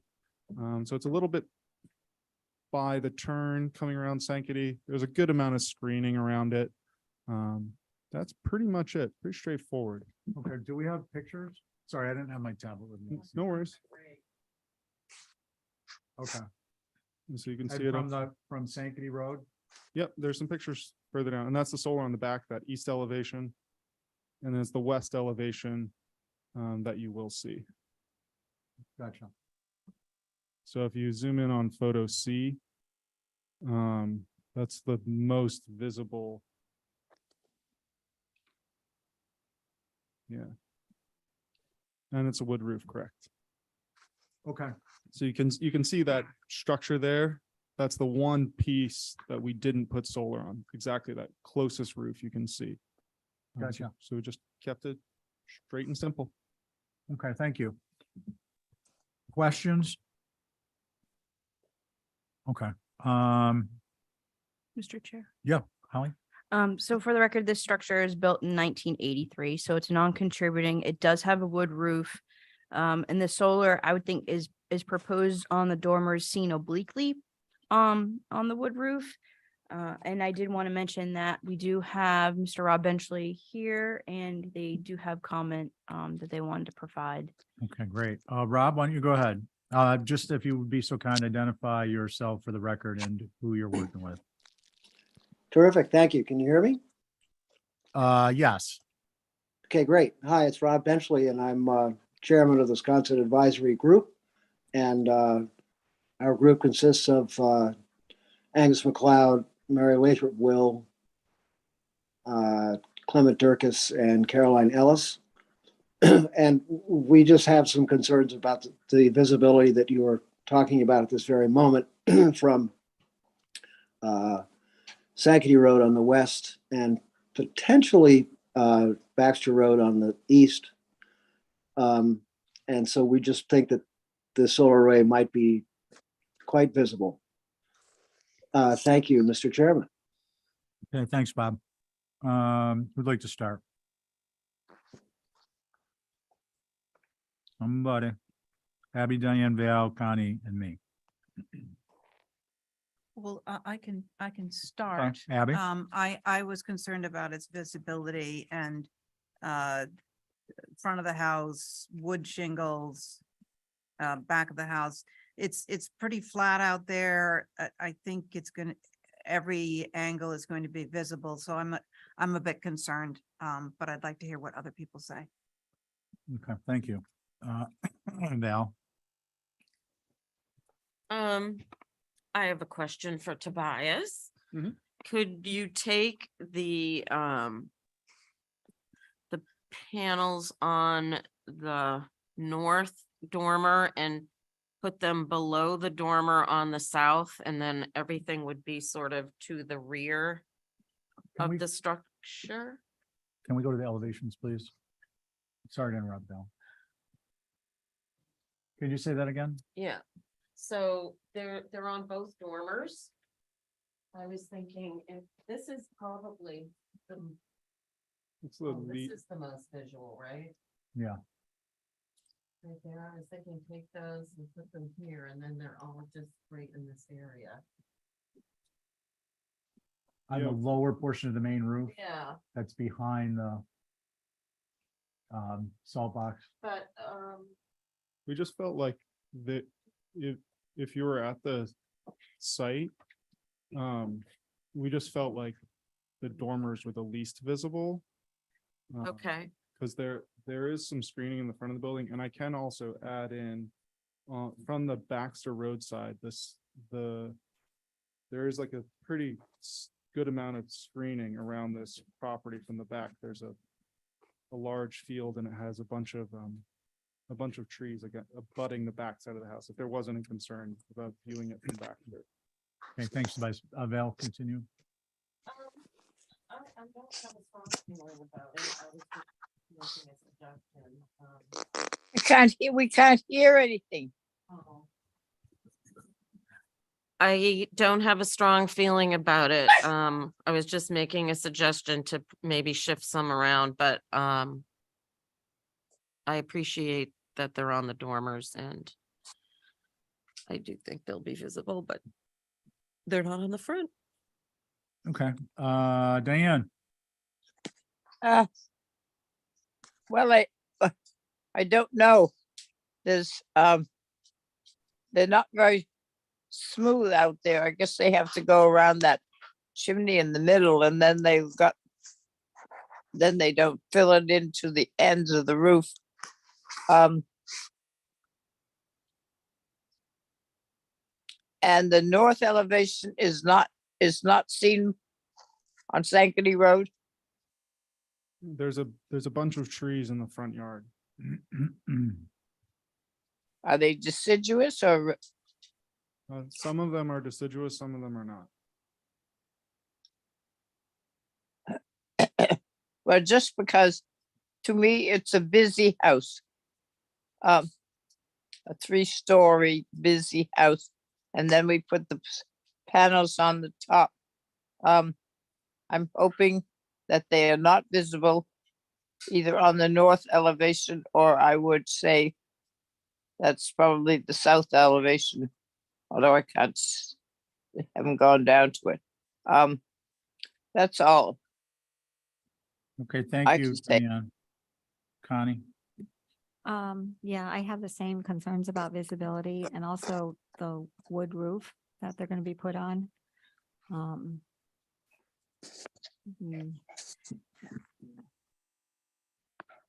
Yeah, I'm not sure. Thank you. Okay. Kind of splits our guidelines a little bit on the roof color, and it isn't on the front, it is on the main structure. I think the primarily oblique angle, and I think screening is going to be a big element in a positive solution. So what I would suggest, Tobias, is that in terms of, I'd like to get a little bit more clarity on visibility. Perhaps I could suggest you hold it for a view. Do a view? Yeah. Okay. Yeah. I always try to bring forward stuff you would approve. That's why I eliminated the pieces on that other mass. And so I think if you go out and take a look at it, I just it'll wanted make to look sense and to see you. if there's like 1 or 2 supplemental trees that are required out towards the street, or if it's good as it is. Yeah, the client wants to have a beautiful house and they want to have solar, so we all want to make it work, right? So just for our memories, why don't we'll do a motion to hold for a view. And we've registered that it's a minor concern. Okay. So For being so amenable. Val, is that your motion? Thank you for being amenable. Val, on your motion? Aye. Diane, Aye. Abby, Aye. Carrie, Connie, Connie, I'm sorry, aye. and me. Okay, so that carries unanimously. Carrie, you're on the next one.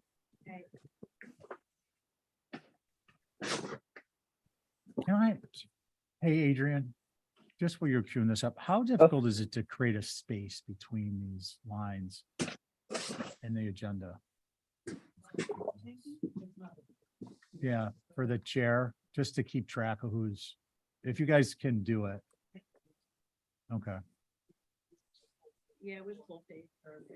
yeah, I just needed one extra line. Thank you. I'm sorry, so we're at 32 Moray Lane, window dormer change. I don't see that. Christopher, Looks very. yeah, I think I actually had this as one of mine. I had this as one of mine for consents, and I wasn't, I think I wanted to hear from Sconset, right? It's out in Sconset. It is. But I think without the applicant, why don't we skip that one? And if he shows up tonight, pardon me? I know I jumped in on looking at him because when you sent out an email, I didn't know she was going to get it. I did. I just started getting. I just started getting, I don't know why I wasn't getting much before. Okay. Okay, so we're going to hold off on that one. We're going to go to Will. He's still here. 56 Baxter Road. That we did that, yes. That's Tuesday, that's what.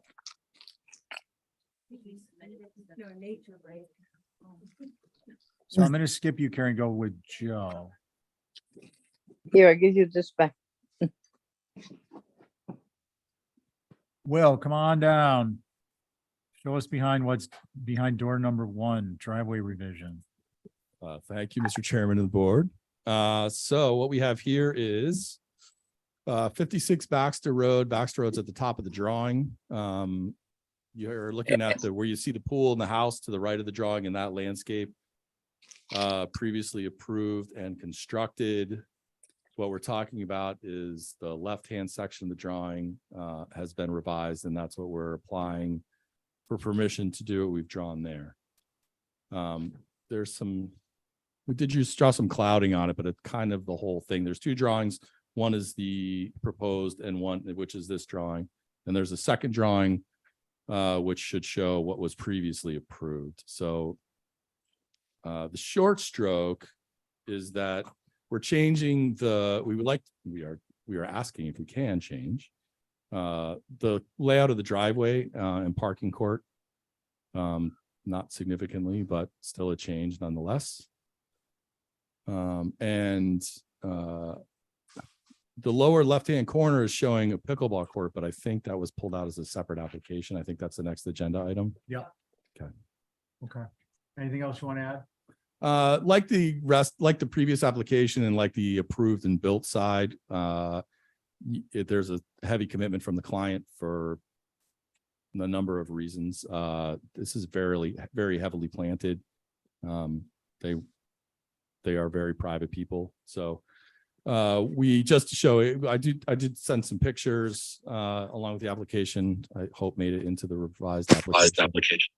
But there is plenty of screening. We actually planted more, a little bit thicker than we originally applied for on the other side.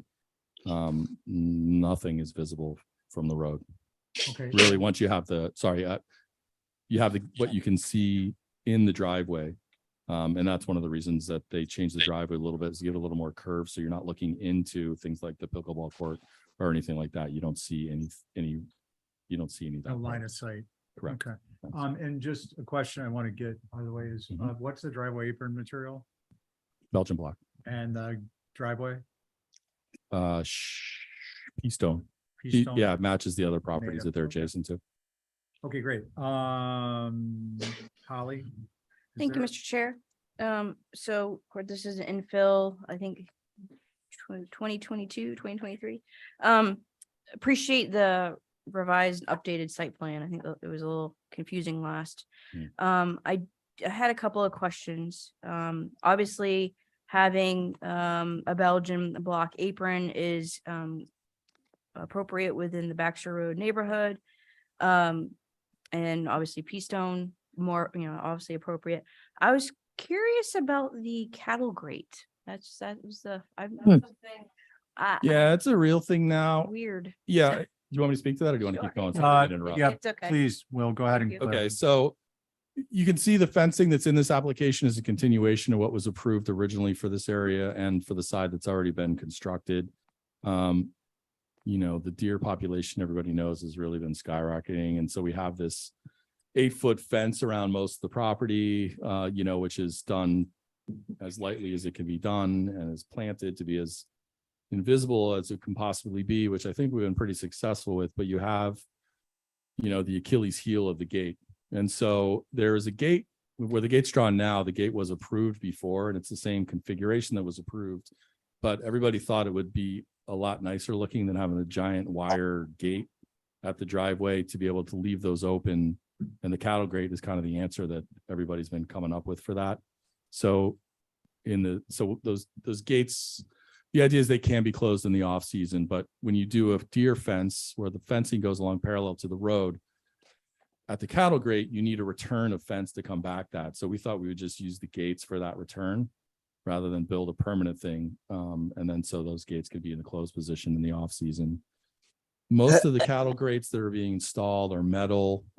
This particular one, we found a source in Pennsylvania that it's concrete so that we can encourage like lichen growth on it. We have a little magic fairy dust from the landscape architect gets us. So we can kind of keep it wet and get it to grow lichen. And the idea was that it would just kind of dissolve into this, not the stone color. Yep. And going with native pea stone instead of blue stone to kind of get that same color tone. Yeah. Okay, thank you. Holly, anything else? Yeah, thank you, Mr. Chair. No, I appreciate that, especially knowing the material, because that was kind of one of my concerns on having this new metal. I mean, when I hear cattle grate, I seen cattle grate out in Wyoming, like not Nantucket. So again, I didn't know, the material sounds a lot better, more in keeping with Nantucket. But I was also wondering if this was something we've seen in the Baxter Road area. So as appropriate. You have not seen it on Baxter Road yet. Okay. Thank you. Appreciate it. Page 182 of building with Nantucket in mind. These ones also, and they aren't just the metal ones, are just like a 1-inch welded wire, welded bar stock. So these are actually like a concrete louver. So you're also, the deer see it when they're trying to walk up to it, but it doesn't, you don't have like the big black holes that you're looking through. It's a little bit of a softer look. That was the intention. Okay. Excellent, thank you. One quick sec, Bob. I skipped questions on this one. I'll circle back. Do we have anything from Bob? No, okay. Abby? Oh, okay, this Bob is up there. I was curious about, is the deer fence right along Baxter Road? I don't think I've ever seen that. It is, it's actually installed now. You can't tell. It's 8, the posts are 8 feet high? On Baxter Road, it was done at 7 as it was approved. It's 8 to the west and to the south and to the north. Oh. I haven't driven by. Right, so it's a combination of this lower this is a typical detail of the 8-foot tall section where it's 6 feet of welded wire where we could bury it in plantings. And then when it gets taller, viburnum at 8 feet are getting pretty thin. So that is just between those where the posts are sticking up. It's hard to tell in that photo. You can see it in the drawing. That's just a wire, a tensioned wire. So as to not be as visible. And there's vegetation on the Baxter roadside of it to obscure. Yeah, we left all the existing native vegetation there. I'm sorry, it doesn't appear the pictures are in this. I apologize. But yes, it is fully planted where it was thin, it's fully planted both sides. Okay, thank you. Okay, Diane?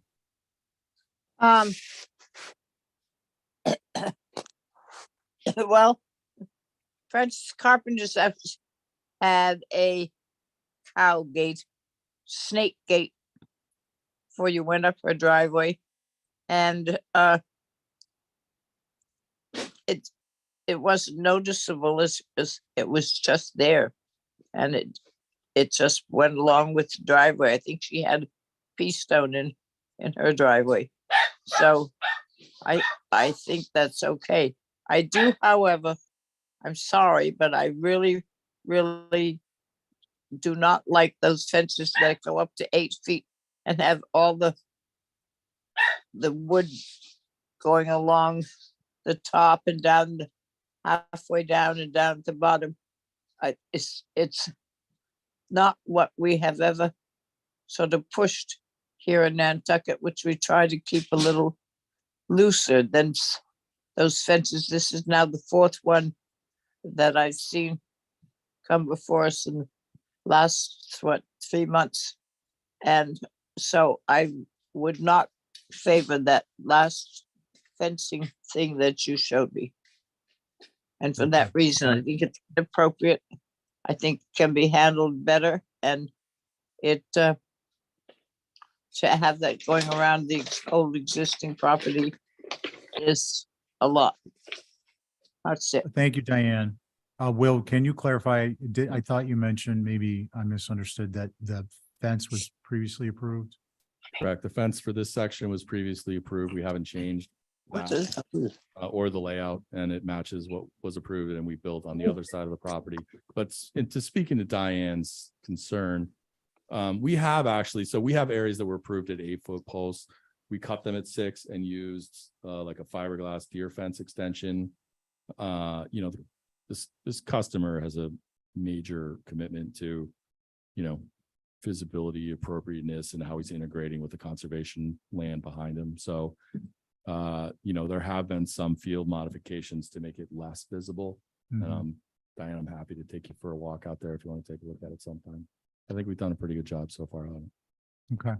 So Diane, they made some modifications to make what was approved less visible. I think this may have been one of the 3 recent ones you mentioned seeing, and that it was previously approved on the fence work. But points well taken. Thank you.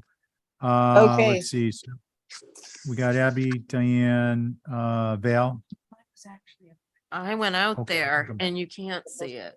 They've done a great job screening it. Okay. So I don't have any concerns.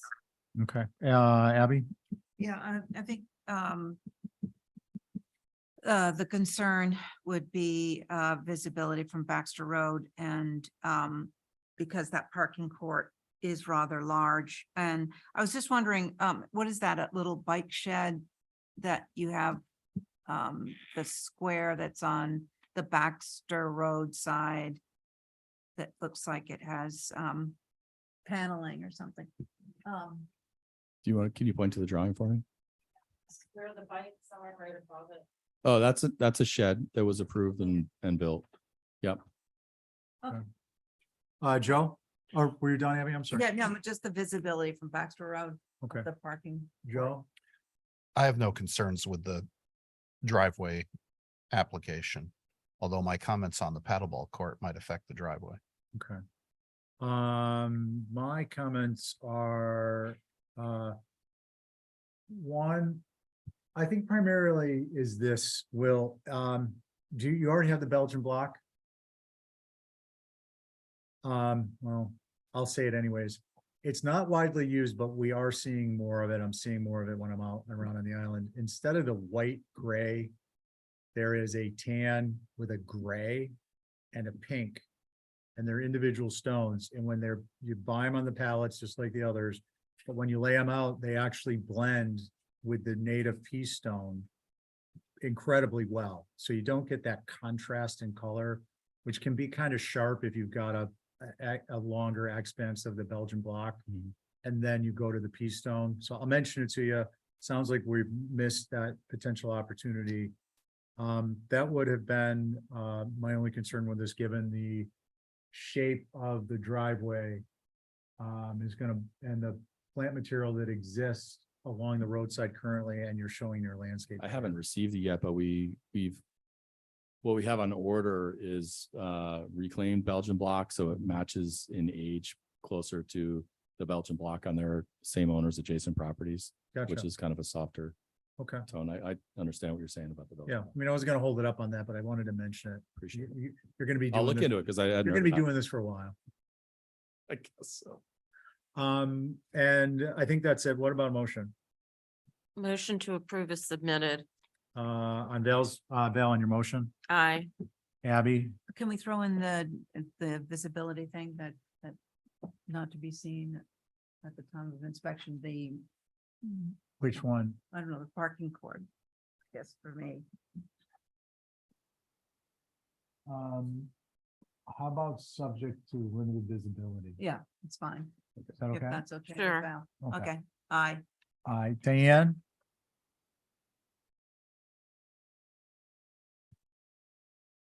Joe? Aye. Diane? And I'm an aye. So that carries, 4 with an unknown. Are you there, Diane? No, okay, we're gonna move on to the pickleball court. Aye. You're an aye. Okay, Okay. great. Unanimously carries. So we're gonna have the same board. And Will, when you're ready. So if you look at our previously approved plan, so the addition of the pickleball court in the back corner of the lot is the topic for this application. It is fully screened and planted from the road, zero visibility from the road. The property to the north is also owned by the client and is also, there's planting on that property that does screen this. And the west view is into the, that's conservation over there, and not visible from Sankey Road would be the only place you can see it from there, so. Okay. All right, Mr. Paul. Thank you. Holly. I was actually more, just wanting to know what the change was, if it was the size or more of the There location. wasn't one before. Oh, well, there you go. I am okay if it's not seen from any public way. Thank you. Any other questions? I have one. Val? What color is it? You know, like some Oh, are that's a great blue, question. some are. That's a great question. I don't know because it wasn't visible. I didn't push for an answer on that. I don't know if Okay. they've selected one. If Just that needs to curious. be decided, Green. we can. Green? Green is, it's going to be green. I think green is a good answer. We'll see. If it's not green, then I'll come back with an application to change Yeah. it. Or we could do a green, if not visible, it could be a different color. You know, different I, colors. I don't have really a huge concern. It was just a question because I've seen some that are like blue and green or. No, it's a good point. There's some really neon Yeah. blues I've seen. Syracuse orange and blue isn't gonna be good. Hey, Abby? man. My only concern would be how close it is to the property line. I would move it in like 5-10 feet off the property line, and I think I'd be okay with it. And I think the color is important because if for some reason you can see it from Baxter Road, if it showed up as an olive green, it wouldn't be so egregious. So Okay. that's my concern. Thank you. Diane? I think that it should move off the property line where along like Abby thought. That's right smack on the line. And there's nothing to protect it from some other place that's next to it. It's sometimes when people live there, they don't own the next property, so all of a sudden they find it's changed. But that's what I would do. I know that the noise and all that stuff, where it does not come to us. So I just would like to see it move in from the property line. Do you want to address the location? If it pleases the board, I'm happy to move it 10 feet off both adjacent property lines. Okay. Okay. Joe, pickleball master. Well, no, I had noted that it looked like with the bottom of the page is what, west? Is that right? Correct. Yeah, it looked like the previously approved fence on the west was in from the property line. And it looks like you've kept the other fencing into the property. But along this north side here, we previously had the fence approved right on that property line, Mhm. presumably because they own the property next door. Correct. And then you said to the other, so that's that one corner of the pickleball court. And then on the bottom of the page, it's conservation land. Correct. Yeah. So when I first saw this, I thought it ought to come in at least 5 feet on either side. I mean, I think that's a good rule to adhere to, that the fences aren't right on the property line there, but I think given its location, I'd actually be fine with it. Given the adjacent properties. Okay, thank you, Joe. My only concern would be given you're gonna pull that off the lot lines, would be that if it's not green, it's not visible at time of inspection or thereafter. And then that way it covers you both ways. What do we think, folks? I could make a motion. I just, because I wanted to add that if you were to pull it off 5 to 10 feet off the property line on both the what is it, south and west? Is that what it is? North and west. North and west. Yeah. Okay, that you also add, native vegetation, like if it's scrub oaks or just something to buffer that in that area you create off the property line, just some vegetation to screen it a bit. That's a good idea. I mean, can I ask, From Will, conservation. you haven't cleared this area yet, or you have? Oh, we cleared it 4 years ago. Okay, so there's not, like, you can just retain. Right, but I'm happy to have it planted. If you're asking specifically for it to be done with natives, let's just make a note of that for sure. And if there's a Yeah. problem, I can come back to it.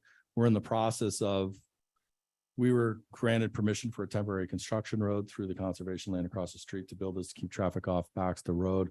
We're in the process of procuring plants right now to restore that. That will be restored by December 1st. So I think we're kind of in that zone right now. So I think I'll just talk to them and say that if that's what the board votes, that if the request is that it be softened with native between the pickleball court and conservation land, I'm happy to make a note of that to landscape architects. So can we get a motion for an exhibit A with marked up, the exhibit A would, if I'm reading this correctly, would be noted green, surface material, other color approvable, subject to not visible at time of inspection or thereafter.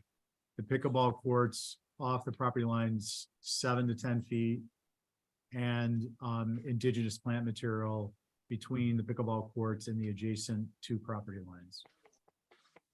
Sounds good. That's my That's motion. what I would make the motion. Ish? Yeah, I'm not sure why you would have to do native. It doesn't make sense contextually for native to the north because that is a lawn right now. On the adjacent this property. side? Yeah, so the lower part of the picture is west facing and that's adjacent to conservation land. So we'll If just you go make- to the left, it's north. That's a manicured yard. Okay, so we'll just say vegetative screening and leave the rest to you Okay, guys. that'd be great. You're obviously doing a very top-notch planning layout and everything else out there. Thanks. So Val, instead of indigenous plant material, we just say vegetative screening on these 2 borders where they're gonna move it out.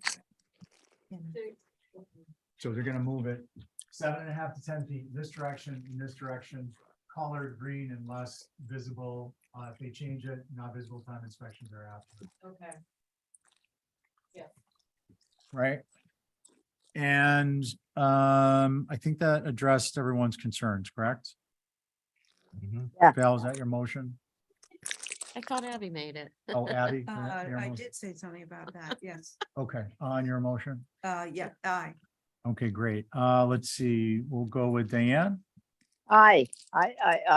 Val, Aye. the Scrivener, Joe? Aye. And me. Okay, thanks, Will. Thank you. Well, I have you. Can I ask another question? Uncut, this unrelated, should be unrelated to me, but later on tonight, you have an application for Wisconsin Ave, 2 applications. And the owner of that is listed as WSTT LLC. That's myself and another partner of mine, and we don't own that property. Okay, So And no- we're not the owners. okay, no, we'll do. We're not interested in applying for somebody else to put it. Duly noted. Thank you. Thank Great you. night. Esme, did you catch that? Or I'm sorry, Adrian? Andre? Okay, Three Bird Song, Brooke. I'm gonna sit off this because I didn't sit on any of it. Okay. So Val I'm is, working on 10 Angola, so I'm gonna sit off. Mr. Chair, I do not see the applicant in the queue. okay, so let's hold on those two, 2 and 3 Bird Song, 43 West Maya Comet, new dwelling. It looks like the Matt hour is coming up.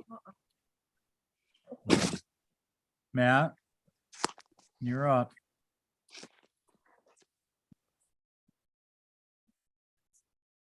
Your board is going to be myself, Abby, Diane, Harry, and Connie. Is that 5? I think so. Sounded like it. And you can start when you see it up there. Okay, thank you, Mr. Chair. So this is an application for a new dwelling at 43 West Maya Comet. There was a house here previously that's set to be moved or demolished, hopefully moved. I don't know if everyone's familiar with the area, but this does fall within the MMD. And so the owner, this is a end user, somebody who's rented this house for a long time and then purchased it last year, I believe. That's a house for him and his family. They love the area. One of the things that was really important to this owner was that the house was contextual, so that they didn't want it to be overly ornate. They wanted it to blend in as much as possible and be as indicative of this area as possible. So the color scheme is natural trim, black sash. And in general, what we try to do is take reference the previous dwelling and a lot of the older structures in the area, if you will. And a lot of those had simpler massing schematics. And so we went out of our way, even though there's some really fantastic water views, to eliminate, projecting second floor decks, things like that. We also wanted to reference the salt box shape of the, previous structure and some of the other structures that are in the area. So a majority of the structure is 24 foot, 10 inches. The primary gable is taller than that. The ground cover is the same exact ground cover as the previous house. I think it's actually slightly smaller. The finished floor elevation is the exact same finished floor elevation. And we worked with a landscape architect, which will be before you for that. But again, just having gone through the process before, there's intended to be minimal disturbance. If anything, we're going to be adding more vegetation around the perimeter of the structure. And all in all, obviously, it's a really beautiful, special place. And we took a lot of time to come up with this design. So with that, I look forward to the board's comments, Mr. Chair. Thank you. Thank you, Matt. I appreciate it. I got a quick question. Is there any fill? I don't believe there is, and that will be covered under the landscape plan. So we do have the existing topography and the proposed, so, but I don't believe that there is. Okay. Any other question for Matt? So again, it's Abby, Diane, Carrie, Connie, who would like to go? Any concerns? One question. Carrie? Is this general information that we- Yes, it's rotated slightly. Oh, I see, the red. Yeah, it's like a ghost. Yes. You ready to go? Any concerns? Well, I think, seems to be a lot of, fenestration. But it is well, sort of separated, there's not a lot of gang stuff. I think on the west elevation, there's, an opportunity for a ton of glare, simply because it's facing the west. And I know since it's one of the last house out there, anything around sunset hour, there's 4 gangs. There's no sound.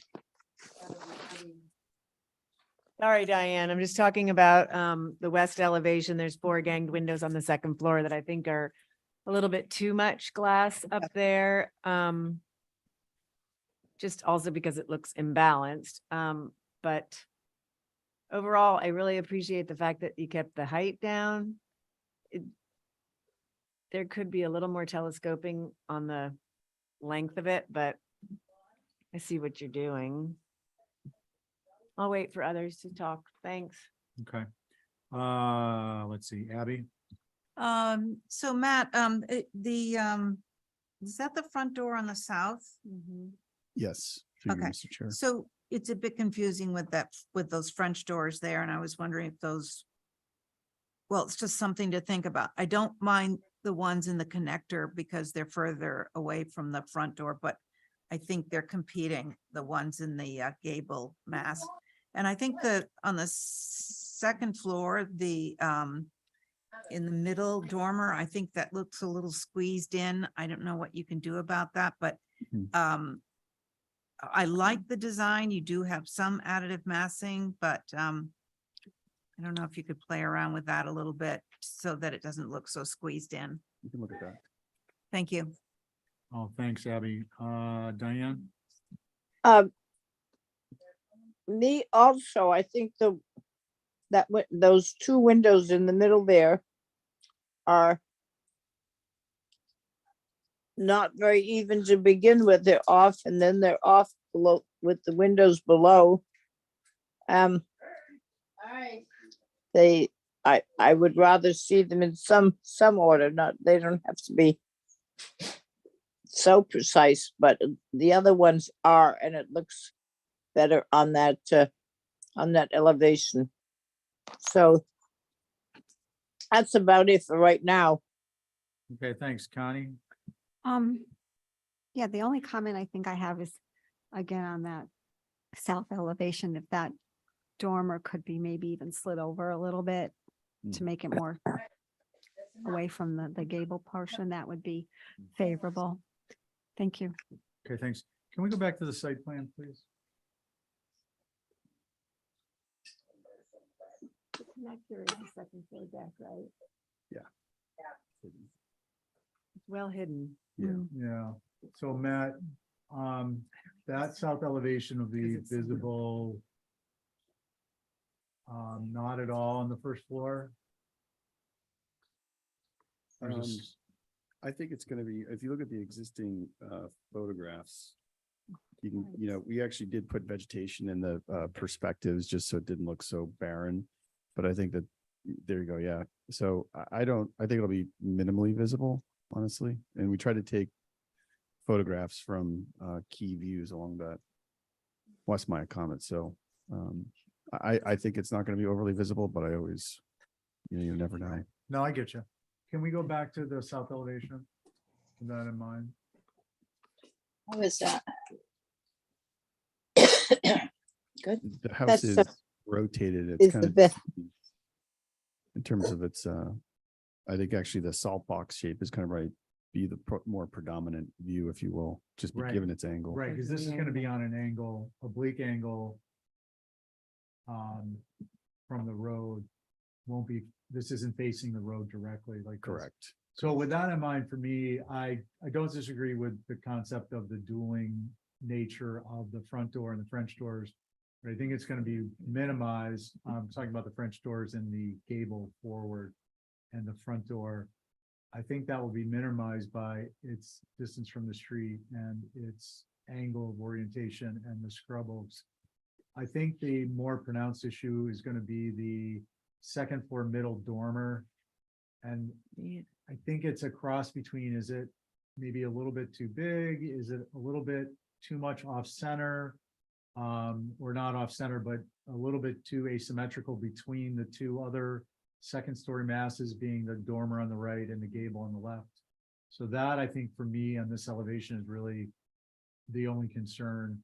On the, can we go down to the next sheet?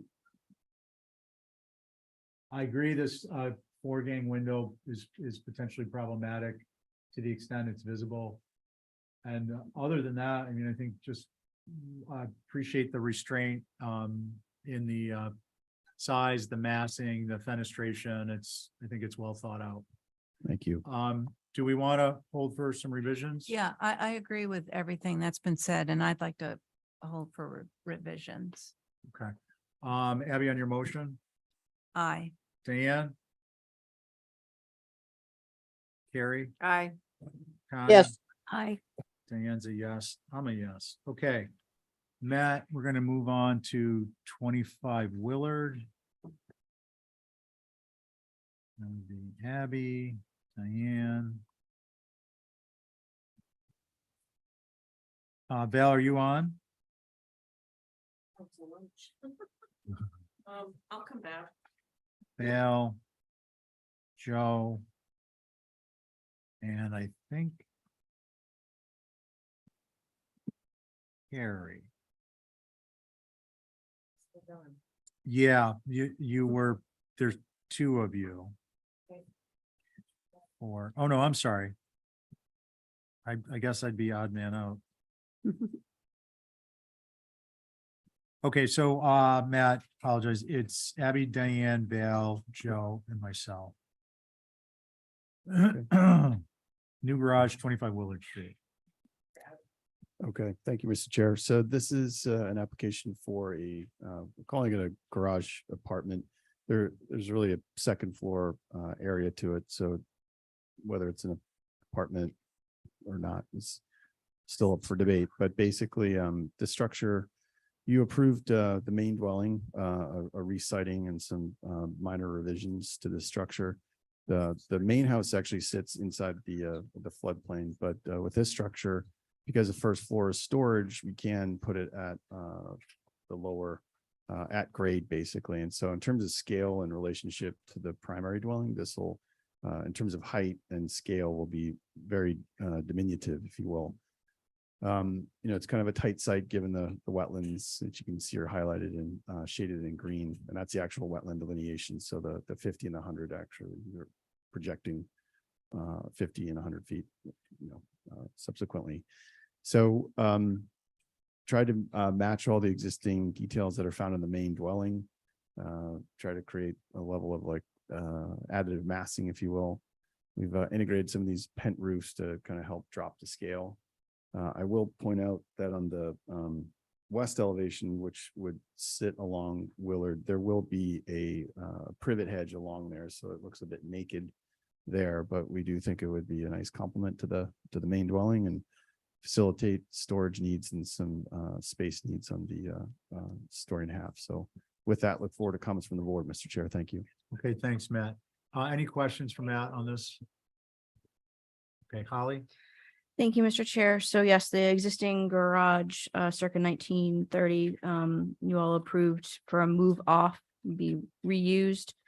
The main dwelling is called Salt Air. So this is, appreciate that the garage or garage apartment, I guess, is providing a similar character defining features of exposed rafter tails, 6/6 windows. It is a little vertical though, and atypical in style. The dormers could resemble more of the characteristic shed dormers that are in the main dwelling. That would remove the meeting rail issue that's proposed on this one right now. The living quarters is on the second floor. So the height could actually be reduced as much as possible. It seems, again, very vertical. Keep as similar to the main dwelling, which is the circa 1930 Salt Air, which I note that with our updated Form B is not only a colonial revival style, but actually has craftsman style influences. So appreciate the detail, but I think it needs some tweaking. Those are my comments, Mr. Chair. Thank you. Thanks, Holly. Any neighbors in the queue? Mickey? Yes, so this is a pretty large building relative to the one that it's replacing, the shed that was taken off. It's, as Holly pointed out, it's pretty vertical. I think, we think it could be scaled down considerably, like possibly 2 or 3 feet. It's just a bedroom and a bath, at least that's what's shown on the plan, so it can be reduced in size and still serve that purpose. There's the meeting rail issue that Holly also mentioned, and the windows are set at 7 feet 4 inches. Not sure why, but it's taller than necessary. And I think that considering the meeting rails and the dormer issues and the windows, that the roof peak could drop about 2 or 3 feet. Thank you. Okay, thanks, Mickey. Who'd like to go? You can go. Abby. So, I think the south elevation is,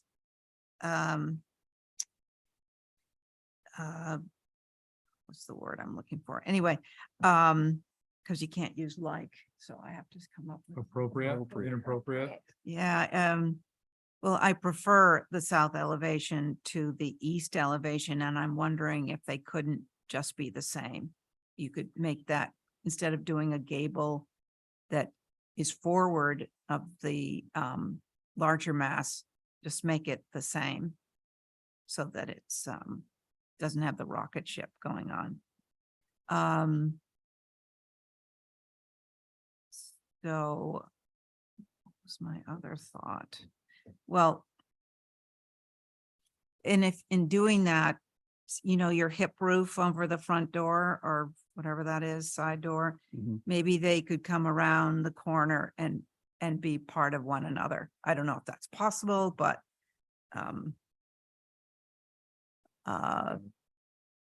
that's it from me. Thanks. Okay, thanks, Abby. Let's see. Why don't we mix it up, Joe?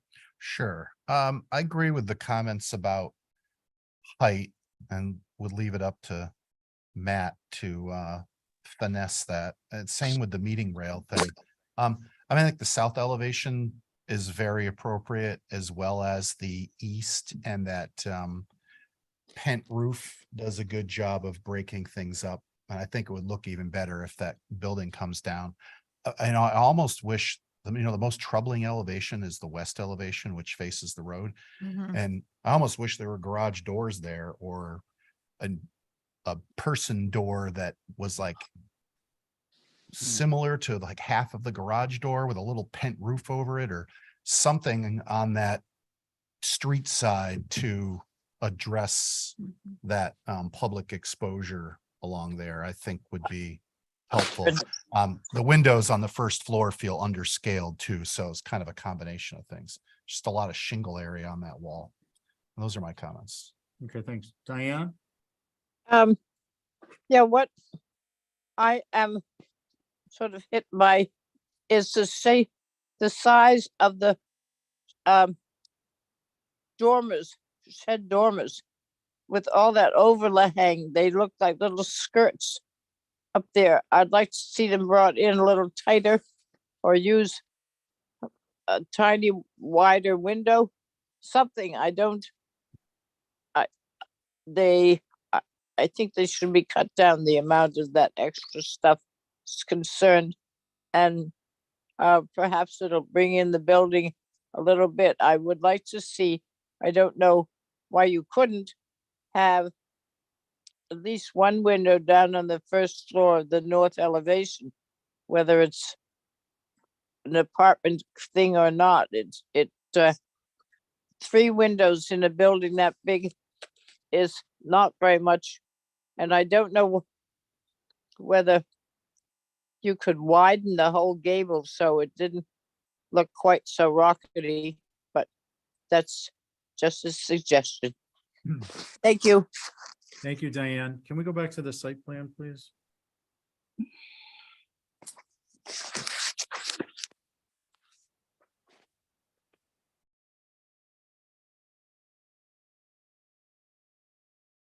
Okay, back to the elevations.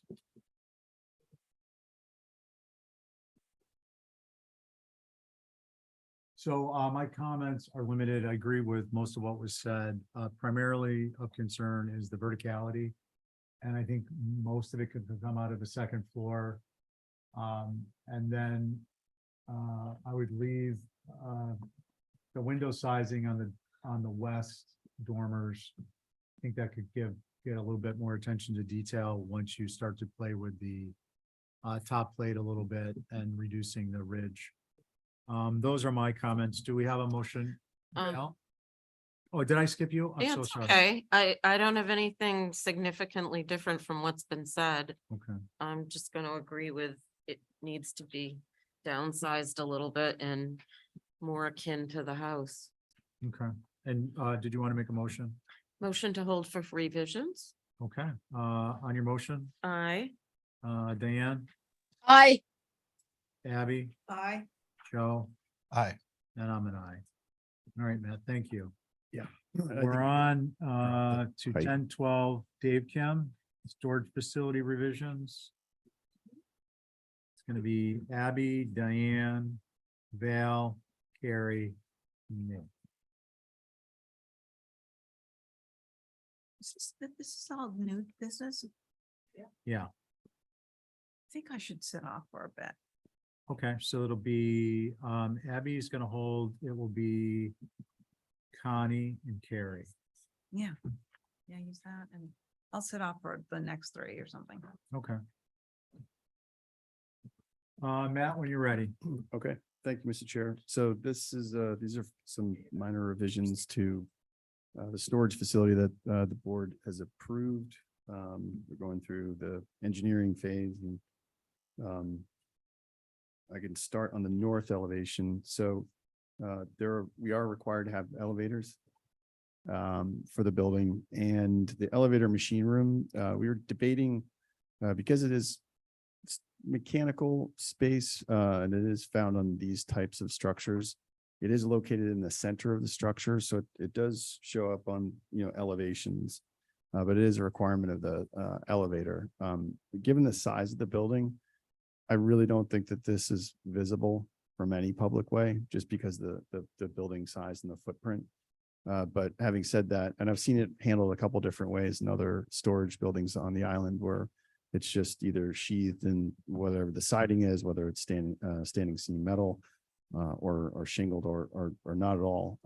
But in this instance, we are proposing to just emulate a roof walk, if you will, just to wrap it so that if you do ever see it, but I don't think you do at all, because we actually did perspectives from all different distances from the structure. So I really don't think it's visible from any public way. So there's some debate internally whether or not we should apply for it. But anyway, so that's one of the things we're here for.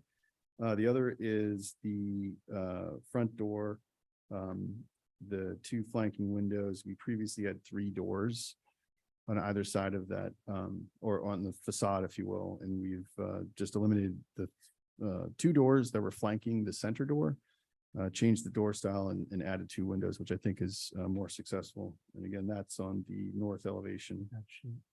On the longitudinal sides, the brackets, because it's a metal building, we were proposing to just change the brackets to a metal bracket, just so that it didn't look odd, and it probably will, weather more consistently with the rest of the sheathing of the structure. And then finally were the shed dormers. We changed the pitch and raised the plate height. So again, that's on the That's the east. next sheet, Matt. Yes, yeah, I think as part of the submission, we include the previous approval. So Matt, just a comment, we're running into file size problems. Yeah, So maybe just in your workflow and the PDF side of it.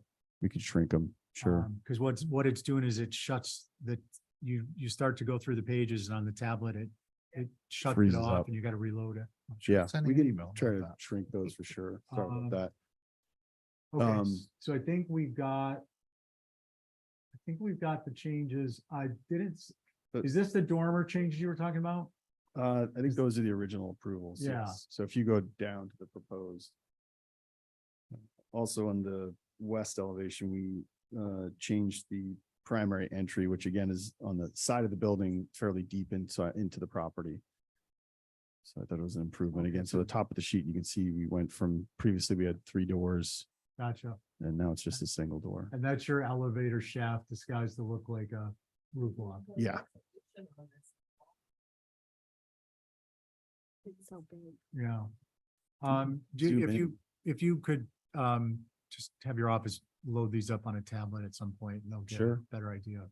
The best suggestion, sorry to interrupt, but I think it's important, you're such a a prolific customer at the HDC, is if you go to the town's website and then click, on our HDC pack, and then click it, you might experience the same thing. I used to have a link to Dropbox to the office cloud network. Now I just use the town, so I do get to see it. And when I uploaded this, I think those first 4 sheets, because they're 24 by 36, Yeah. we can just print them off, 11 by 17, scan those and submit them. Okay. So, Or just print them right out of your CAD file to your CAD program to PDF. yeah, well, the originals, we've been submitting the originals with the stamp on them, so they're large gotcha. format scans. Okay. But we Okay. can, we'll figure it out. Sorry about that. Fair enough. No, it's just, I think it was worth an extra 60 seconds to kind of try and suss that out. So recap for us, please. It's the front entryway, the elevator shaft, and the dormer. The dormer, yeah, roof pitch change and Okay. plate height. And then on the west elevation, first floor, we just reconfigured the primary entrance door configuration. Okay. And can we just see the dormers from this, on this side? Like all those floor plans, I think we could get rid of. Okay, and can you click out just, yeah, there we go. So there's that first floor side door. All right, so you shallowed up the pitch and increased the window size. Yeah. Okay. Does anyone have questions on what's presented? No. Okay. Carrie. One question about the roof walk, whether it should simply be a standing seam roofed little element versus a fake roof walk, because you never find a roof walk on a building like this, so why not be true to what it is? I'm totally fine with that. The other more recent, through you, Mr. Chair, storage facility did just that, and we just thought this would be better, but we're honestly open to either or. And I don't, because it's the building so wide and long, like you literally won't see it. I think more appropriately would be something that looked like the building rather than plopping a roof walk on it. Okay, You know? It's just fair kinda enough. weird. Any other concerns? No. Vale? No, I didn't have any concerns with this except for the roof walk part, so I agree with Carrie, maybe it could make it look like a ginormous cupola or belvedere or something. Yeah. Okay, let's see, Connie, Yep, same, no concerns other than the roof block. Diane?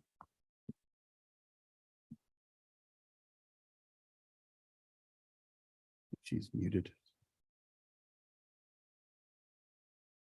Diane, can you hear us? You're muted. All right, I'm gonna get a question answered from Matt while we're waiting. Matt, can you describe what you would propose as opposed to the faux roof walk? I would suggest, if I could, just do a really shallow pitched roof and then just wrap it in metal siding. I'm afraid if I put a pitched roof and try to make it look like a cupola, it might start to get like taller and potentially visible. So like I said, the other, if you fly in from the airport, you can kind of see some of the other storage facilities, and that's literally how they've just treated it. They just wrapped it in whatever siding treatment they've had it and just put a really shallow pitch roof on it. Because I think it's only about 38 inches off the roof. Okay, so shallow pitch roof materials and sidewall and roof materials to match the existing. Yes. Diane, can you hear us? Yeah, yes, Ken. Okay, you're up. So, well, that sounds good or looks better than not. So I don't know. We got to get used to these big buildings, but I think it will work and fit in all right. Thank you. Okay, thank you. Yeah, I don't disagree with the comments. Do we want to do an exhibit A? So the motion would be, exhibit A to which in the, Replace roof walk with, Metal siding. Shallow pitched roof, match siding roof, okay. And then that'll be in that the motion is to approve subject to Exhibit A, and that's what Exhibit A will include. Val, is that your motion? On your motion? Gary? Connie? Hi. And Diane? Aye. Just trying to facilitate. Okay, so now we're gonna move to 10 Lincoln, main house revision. Your board is going to be, While I write this. Connie, Diane, Harry, Joe, and me. And that'll be the same board for the next two. 10 Lincoln. Matt, when you're ready. Okay, thank you, Mr. Chair. So these are two revisions to the main house. So we previously had a shed roof, shed dormer on the rear of the building that was previously approved, and then we omitted it. And so we're, reapplying for that. But again, that was something that the board had approved.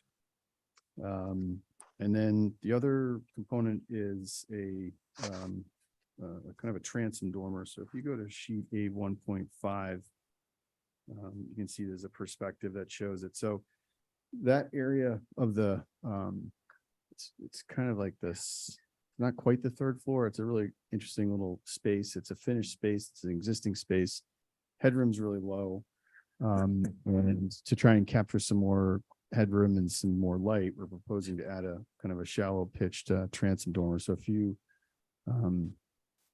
look at, that's actually the previous approval. Yeah, so that was approved. You can see the shed dormer that was approved in the upper left-hand corner. All right. But adjacent to that, we're looking to add a transom dormer. So those are the changes, Mr. Chair. Thank you. Okay, can we go to Matt, is there one with a bubble? That's that upper left perspective. You can see The next one down. the second, again, the dormer and the main mass was something that the board has approved. And we're proposing to add this transom dormer to the right. Yeah, thank you. Gotcha. If you go down Okay. 2 sheets. And go down 2 sheets There you go. to There the you go. happy place called an elevation. Okay, great. Questions? Again, it's going to be Connie, Diane, Carrie, Joe, and me. Holly? Thank you, Mr. Chair. So this is the binnacle circa 1902, contributing colonial arrival up on Lincoln Circle. Although the previously approved shed dormer on the rear of the gambrel doesn't match the same pitch as the ones on the facade, the new shed dormer on the new rear L should, 1, match the dormer pitches, and 2, move off the ridge at least a foot as recommended in building with Nantucket in mind, page 110. Those are my comments, Mr. Chair. Thank you. Thank you, Holly. Any neighbors? Mickey? We had the same concerns about this, no concerns about the dormer itself, but having it slide down the ridge, down the roof from the ridge would be good. Thanks. Okay. Thanks, Mickey. Who'd like to go?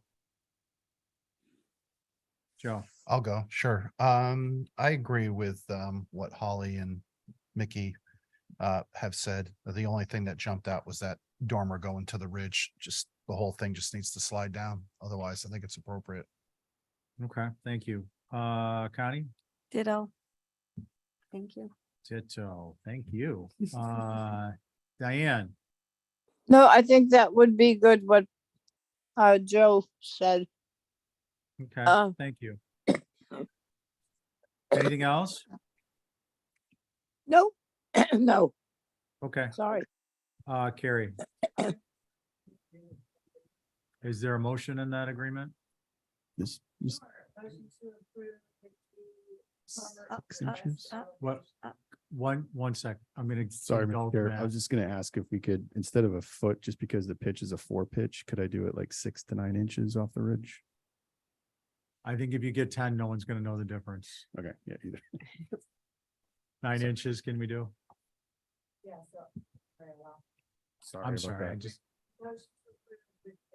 Door on the west, drop the roof connection drop from the ridge 9 inches. yeah. Yes.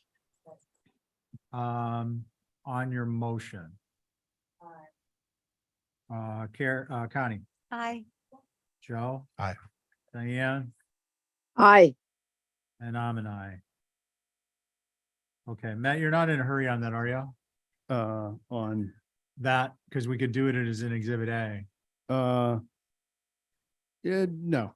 Okay, I mean, we're not like the service window out at the I appreciate that. ice cream place, but I think by the time we. You got get work to it, going on. It's probably gonna be a couple months anyways, but I certainly appreciate okay, that. yeah, sure, I just figure we're here. Okay, we're on to same home, the pavilion. And same board. Okay, with your permission, Mr. Chair, I can Please, start. when you're ready. So this is a proposal for just a covered pavilion with a fireplace. Again, we were debating whether or not the fireplace was part of the architecture or not, but we did want to show what we wanted to do. But it's primarily just a 4-post covered hipped roof structure just to provide some shade from the sun. And again, there's a fireplace unit that's shown in our plan, which is what we would like to do. Again, I think the visibility of this is fairly minimal given the privet surrounding hedges or whatnot. But with that, look forward to comments from the board, Mr. Chair. Okay, thank you. Any questions for Matt? Holly?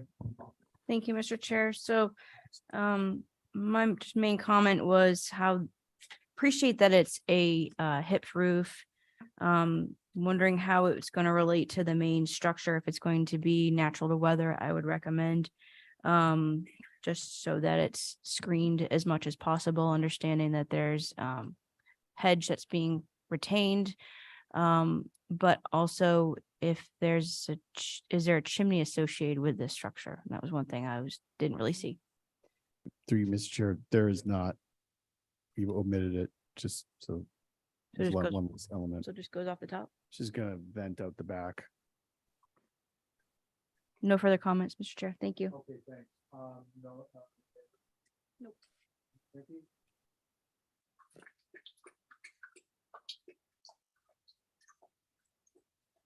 Dave, did you say my name? Yeah. Okay, Oh, my mic's off. okay, thanks. No, we have no concerns as long as it's pretty well screened. Thanks. Okay, thank you. Matt, I have a question for you. What's the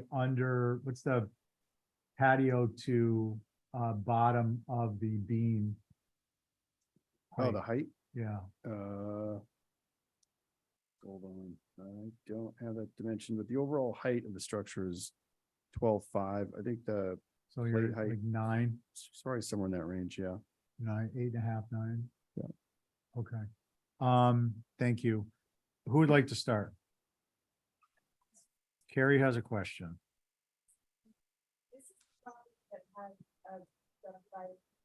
In the back, yeah, correct. There will be a hedge right up against this, Yes, because it's white. It's totally white. Those white buildings, everything. I feel like it's gonna be visible from. Harry, could you turn your mic on, please? So sorry. I'm just concerned, I'm just concerned. I'm just concerned about the fact that this is white posts and a white almost roof and ceiling. And I feel like looking up from the street, you will see that unless the hedge is 12 feet tall, which I doubt it will be. So I just am concerned about that because it is an unusual little structure that is sort of a little decoration rather than a structure. Okay. if I could make a suggestion to that point, Matt, Mr. Chair. quickly, yep. Yeah, just we could go with a natural underside, just in case there are any of those sight lines, and it is a natural red cedar roof. That helps. Okay, thank you. After that question, comment, any other comments? No. Okay, no, it's fine. I just, Let's see, Joe. I'm okay with it. Okay. I almost wish I had a chimney instead of the brick upright piano, but Yeah, the piano's interesting. Diane? I, excuse me, my throat is bad. I would go along with what we've got there. I don't know how it can work out any better, so I would say that for now. And hopefully it will just pass. Okay, thank you. Connie? I have no concerns as long as it's well screened. Okay. Thank you. Can we go back to the site plan, please? Thanks, Connie. Matt, what's the structure on the opposite side of the lot? That is the formerly garage, now pool house / studio. And, okay, so my concern is the height, the clear height. And I think if you're at 9 feet, it tends to take on a real commercial look to it, a presence, because it's so high. We see that a lot out in Cisco, and there's a couple other areas. So that would be my only concern, is to get it down around, interior clear height, 8'3". Totally happy to do that. Okay. And other than that, I appreciate the natural to weather interior ceiling surface. Do we want to get a motion going? Carrie, No, I don't want to know. come on. No, because I'm gonna abstain. I think there's too much white Which we were going to do natural to weather ceiling. ceiling, but look at all that trim. I mean, I'm Oh, just too gonna much on the abstain. trim? Yeah. I'm just not Okay. thrilled. Joe? yeah, I'd make a motion to approve with the following conditions: that the clear height to the underside of the beam be no higher than 8'6", and that the underside of the roof material shall be natural to weather. On your motion? Aye. Carrie, Abstain. Connie, Aye. Diane? I would abstain. Okay. Good. Carrie? So that's 3 in favor, 2 abstentions for the record. Diane and Carrie abstained. So we're on to number 1863 Halbert, which will conclude Matt's hour. Your board is going to be, I presume. You want to come back down? Abby? Diane? You're back? Yeah. Dale? Connie, Carrie, Joe. Connie, Carrie, Joe. I think it's Carrie. 1, 2, 3, Carrie and me. I love these meetings where the most difficult part is figure out who the alternate is. So thank you all. Okay, when you're ready, Matt. Okay, thank you, Mr. Chair. So this is a structure that you've seen previously, and we're trying to capture just a little bit more space, both on the first floor but primarily the changes are relegated to the addition, the approved addition, which is currently a garage space. So the one way to capture some more space was to add a 1-story bump out towards the north of the page, if you will, towards the back. So you can see the previous approval on the right and the proposed on the left. Now, the primary increase is a result of adding a 1-story shed element. But then we also are trying to add the need for another bedroom. And so we've increased the plate height and to capture some usable space. Now the floors don't totally align, so it's a little unique. But anyway, so that's the kind of primary change. That portion of the building was new. Again, this structure, we're retaining the second floor. There are no changes. The Harley? second floor dormers Who's up here? are in their original condition. Did you not hear me? Sorry. Miguel? Can you mute? Oh, I need your help for a minute. I think it's Diane. No problem. No, she's talking to somebody. I think she. Sounded like she was talking to somebody. Oh, she did? Oh, I didn't hear that. No. I'm sorry. Sorry. Diane, were you saying you can't hear?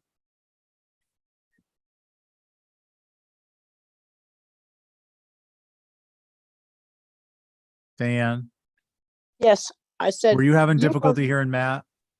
No, he's very clear and you are. The one I have difficulty in for some reason or other is Carrie. Okay, so that's because she's whispering, Ah, Abby. So you have a very good ear, Diane. Okay, Matt, please continue. Thank you. Okay, so south elevation, the other change was adding a front door to the structure. So you can see the previous approval on the right.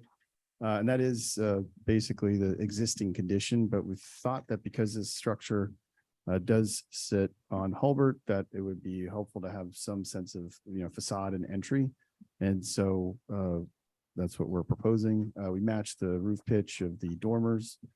And so those are the probably most predominant changes. One thing I will say, just based on some of the comments we received from Historic Structures Advisory Board and neighbors about height and scale in reviewing this application prior to the meeting, I think there's definitely a way for us to drop that increased ridge height on the new section pretty easily. So other than that, there's some really minor window and door changes.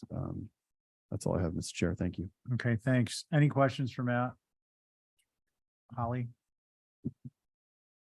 Thank you, Mr. Chair. So for the record, we have an updated Form B for this circa 1915 to 1923 structure. This is the guest house. You all approved a historic determination for this structure for the elevation. And that would still be a contributing structure. When this dwelling was first proposed for a lift with addition along with the other structures, I recommended a streetscape. Now with this in the main house proposals to enlarge these structures, a proposed streetscape with the proposed elevations and new additions, I think is really warranted. The proposed second floor on the garage portion is not appropriate, along with the pent roof and gabled dormer above, introducing new character defining features. And I was curious on after this addition, after the previous addition, what exactly is remaining of this 100-year-old structure. So those are my comments, Mr. Chair, and we do have an abutter here in the room. Okay, so on the question that you asked about what remains, Matt, can you address that in a way that's Sure. Yeah, so I mean, I like the structure, and the second floor layout coincidentally works out really well. So the entire second floor deck, the entire second floor, we're going to replace, bath tile, bath fixtures, but the bath layouts, all of it's going to remain. Exterior dormers, trim. If there's anything that's rotted, we would replace it like kind of the rake detail. The details are really beautiful. I love them. So all of that, the first floor, any windows and doors will have to be, reframed, but within the existing first floor walls, and then the first floor deck should remain. So we're going through, we're going to be lifting the structure and retaining as much as possible. And like I said, a lot of times interior, although I know that's not under the HTC's jurisdiction, the interior is kind of a blank slate, but I really like the way that the second floor laid out. And so pretty much all that staying, like I said, to free frame windows and doors, we'll have to do some adjustments to the framing, but we intend to keep the four walls and the floor system. okay? Thank you, Matt. Any of you, I'm sorry, you mentioned a neighbor, huh? Mickey's there too. Hi, if you please identify yourself and your street address. Yes. Oh, you're here. Caroline Baltzer. I'm at 66 Hulbert. I'm in the back house though, which is not on the area plan that was included with this application. it's outdated, but my house is being right through there. Okay. And so I will state that I'm also on the Brant Point Association Board.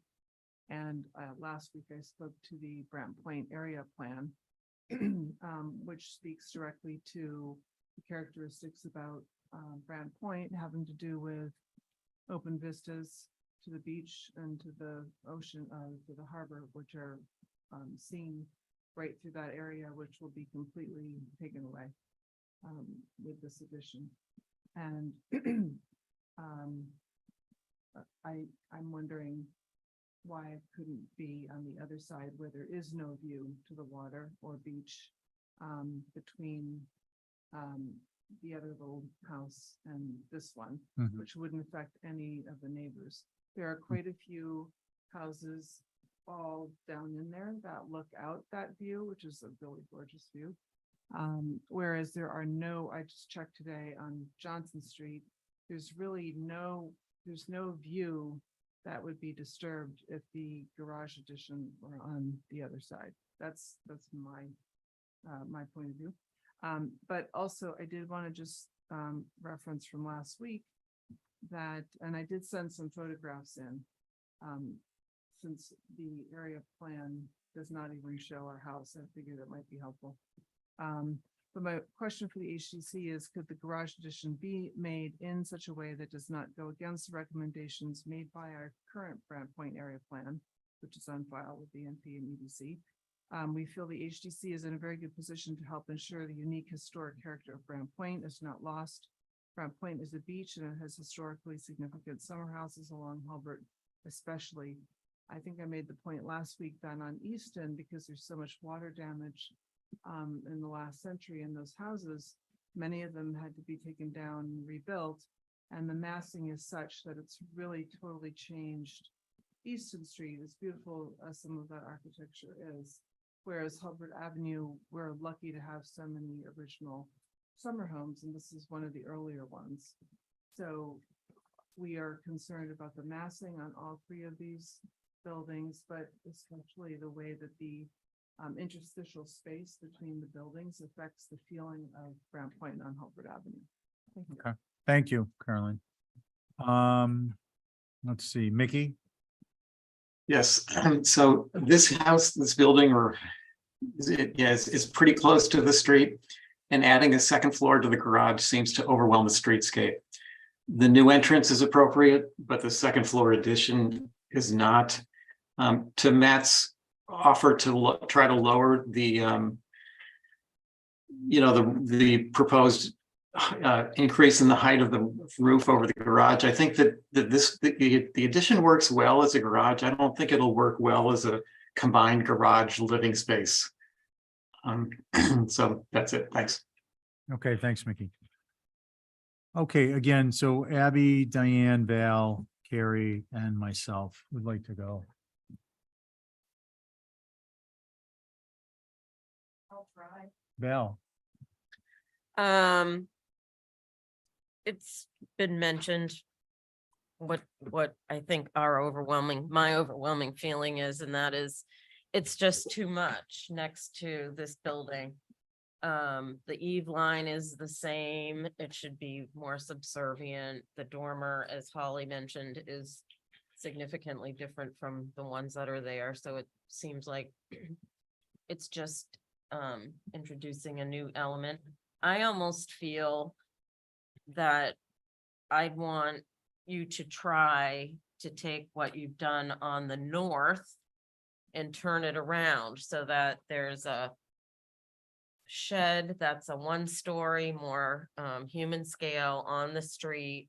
That might be the garage portion, and push the living space to the back, dropping the eave lines. And, there's a lot of extra space in this gable.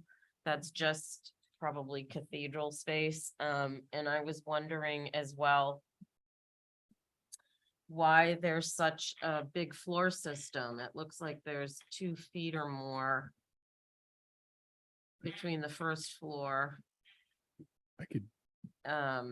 And so I do think you have an opportunity to decrease this pretty significantly, but I was looking at this, the north, and I was like, wow, that could really read as more interesting subservient massing. Okay, thank you, Val. Matt, did you want to comment on the space, the height? Yes, thank you, Mr. Chair. So there's actually two different floor levels. So the finished floor level of the existing structure that's going to be elevated, but then the higher floor system has to be stepped up to account for like the cars entering. So it looks like it's 30 inches or so, but it's just indicating the higher floor elevation, but so it's a standard, it's like a 12-inch thick floor system, but you kind of step up from the first floor up to this kind of intermediate level, if you will. So it might be confusing, sorry. Do you catch that, Bill? Yeah. Okay. Thank you. Carrie. I just think the street elevation with that new entry and stair and dormer, I think it got really busy, and I think the original submission was much more successful, and it read sort of like a garage barn sort of building on the street side, keeping it really quiet. And then I don't have a problem with what you're doing on the other side, but I do think that the garage massing is too much now. I agree with Val. You try to bring it down quite significantly. But yeah, for me, that front door element changed the whole character of the building of the previous. And I don't know if it was for the better. Okay, thank you, Carrie. Abby? Yeah, I'm afraid to say, Matt's not gonna like my comments. What's the date of the existing building? Between 1915 and 1923. So there's something so elegant about it, and I wouldn't touch it. I would just renovate it as is and keep those lines, the salt box. I think it's beautiful. I love the sun porch in the front, and it's so understated in it, but it's doing everything that it's supposed to do without getting too fancy. And yeah, hate to see it changed. Thank you. Okay, thank you, Abby. Diane?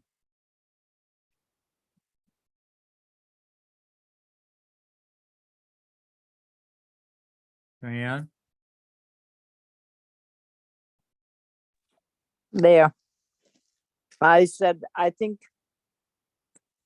that I agree with what Abby has said. It is a neat building, but it needs to fit in along. I don't know on the north elevation, which is proposed, is you have quite a set of those 2-over-2 windows, which is, I guess, what given the impression of a filled-in porch along there on. I didn't hear the question. I apologize. Diane, I'm sorry. I didn't, neither matter. I caught that. Could you repeat the question? Yeah, on the north elevation, all those windows, 3, 6, 7, 8 of them, and the doors are all to have a porch there, right? That has been filled in. So on the through you, Mr. Chair, on the left side of the north elevation, there was a porch infill, but it's just the 3 windows. Oh, I thought they showed all Yeah, those no, double Diane, there was a quick flip to the prior drawing. So here's your north elevation now. right. I see that. Okay. So, anyway, other than that, I just was following that along because I thought it was busy actually for the area, but they've got the room to build, so there you are.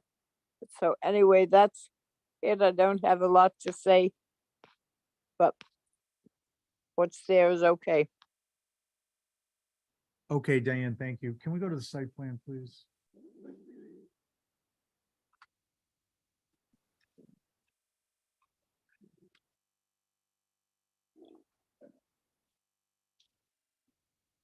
Zoom out just a little bit. I want to get. Control, hit control and then use your wheel to zoom in and out.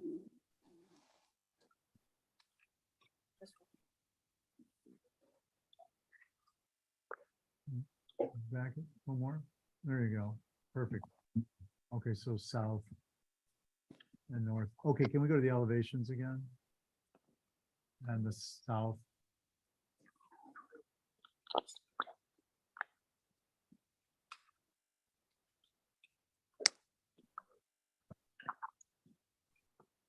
I'm not sure, but I think if you, if that mouse, the roller, if you press it down, a little hand will come up and you can move things left and right. No? All right, forget it. We got to get some adaptive technologies. So Matt, I think on the south elevation, that additional structure overwhelms the previously approved and certainly the prior existing structure. I'm a little less concerned about the change to the front entry with respect to appropriateness and inappropriateness. Can we go to the next set of elevations? Next elevation. Yeah, it doesn't affect this one. Next one. Same comment as with the south. Yeah, I mean, the west looks fine, but it's not in the context of seeing the structure from the street. So I think for me, the addition of a bedroom space would be off the yard side of the structure as opposed to towards the property line over the garage. Those are my comments. Do you have questions on what you heard tonight? No, I appreciate all the feedback. Okay. Can you get a motion to hold for revisions? Make that motion. Diane on your motion, Aye. Abby, Aye. Val, Aye. Connie. Oh, I'm sorry, Carrie. And me. Okay. Thank you carries very unanimously. much. Thanks, Matt. All right, number 19, Will's property is up. 1 Wisconsin Ave.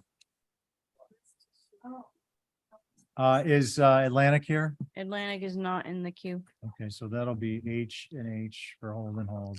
Definitely. 13A Willard.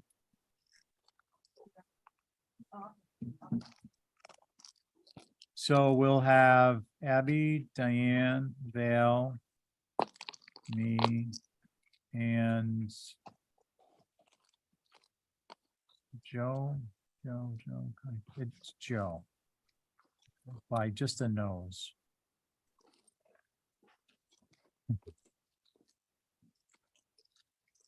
Keep me awake. Looking at my. No representation for 1 Wisconsin. We're gonna move to 13A Willard and Luke. Yeah, hi. Good evening. Good evening. Well, this is effectively an empty lot now. You guys approved on consent, a move off and move on. And this is on a condo lot, shared with 2 other buildings. And the 2 other buildings were in the last 20 years also significantly altered in terms of going from what they were before, which were 1-story buildings to 1.5-story buildings.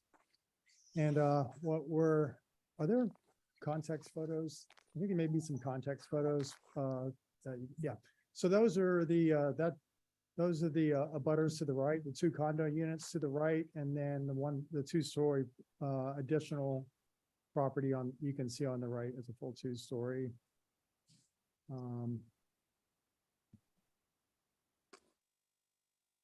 The right-hand building is what's currently moved off. The left-hand building is to the butter to the left. And as you see, it's a salt box. On the other side of the street, we have other big buildings. That's 2 lots down. That's 3 lots down on the right. So that's directly across the street with a 2-story building with a widow's walk slightly on the diagonal.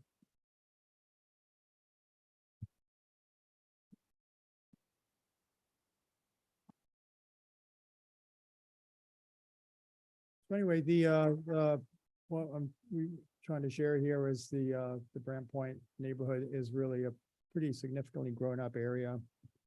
And my proposal, this is a new building that's replacing the one that left the property, and I tried to keep it very simple.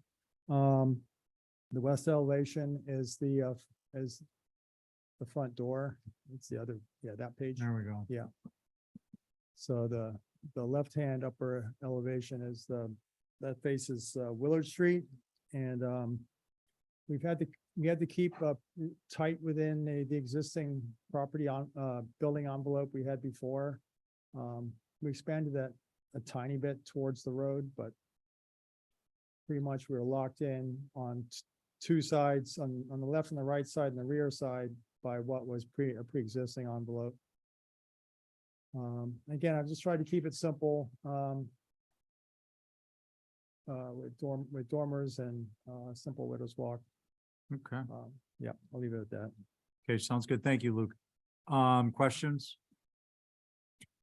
Holly? Thank you, Mr. Chair. So this structure, it will be replacing the circa 1960 Robin, which was a White Elephant guest house. Actually, all 3 of the structures on the lot are White Elephant guest house from the 1960s. And they seem to be changing or removed. But I do appreciate the photos being provided. I do think a streetscape of showing this proposed structure, especially how it's going to be elevated to meet FEMA requirements because it's a new structure, how it meets in with the other and fits in with the other structures upon the lot. All sorry, it's been a long day. All fenestration seems a little bit large, but appreciate the 6/6. And my only really substantial comment is that the French doors should be 12 lights with kick panels, and that back to the FEMA, we would need an elevation certificate. I know this is an AE7, so if one hasn't been drafted up, please provide with your either approval or revisions. Thank you, Mr. Chair. Those are my comments. Okay, thanks, Holly. Any neighbors? Okay, Mickey? Yeah, we were generally fine with this project, the proposal. The one comment about the rear slider is kind of oversized. That could probably be scaled down a little bit. And then the only other thought is that it's a fairly simple building for Brant Point. It could be maybe a little bit more interesting.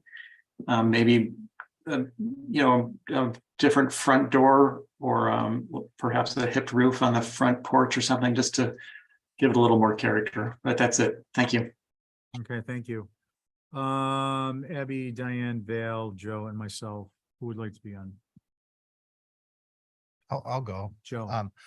I'm familiar with this. I think the condo on the right is something I worked on 20 years ago.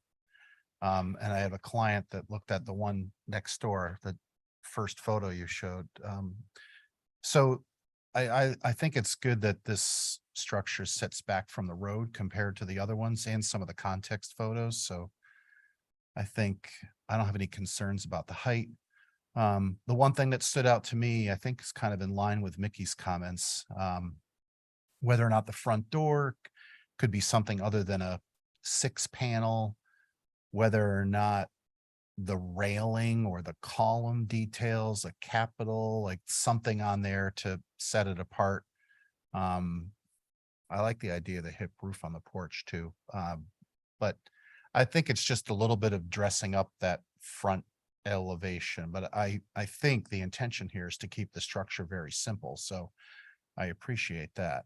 I just think you have an opportunity to give it a little bit more personality on the street side. Those are my comments. Thanks, Joe. Addie? Yeah, I'm enjoying its simplicity. I'm not a big fan of flush dormers, which seem to be on both the sides, but I don't know if you can push them back and still have a roof that's, not too flat. So, maybe that's not a good idea. Is there any way that on the front of the house, that dormer to the right of the gable, could that be a little bigger? It looks a little pinched, like, I don't even know if there's enough trim around that. Maybe there is, but it just looks a little, tiny. And I do like the idea of a hip.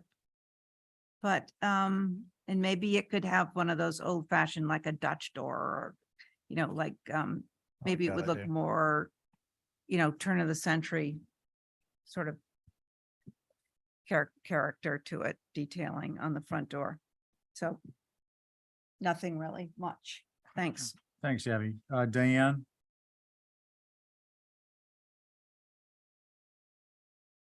Val? Hey, Luke, is it gonna be modular?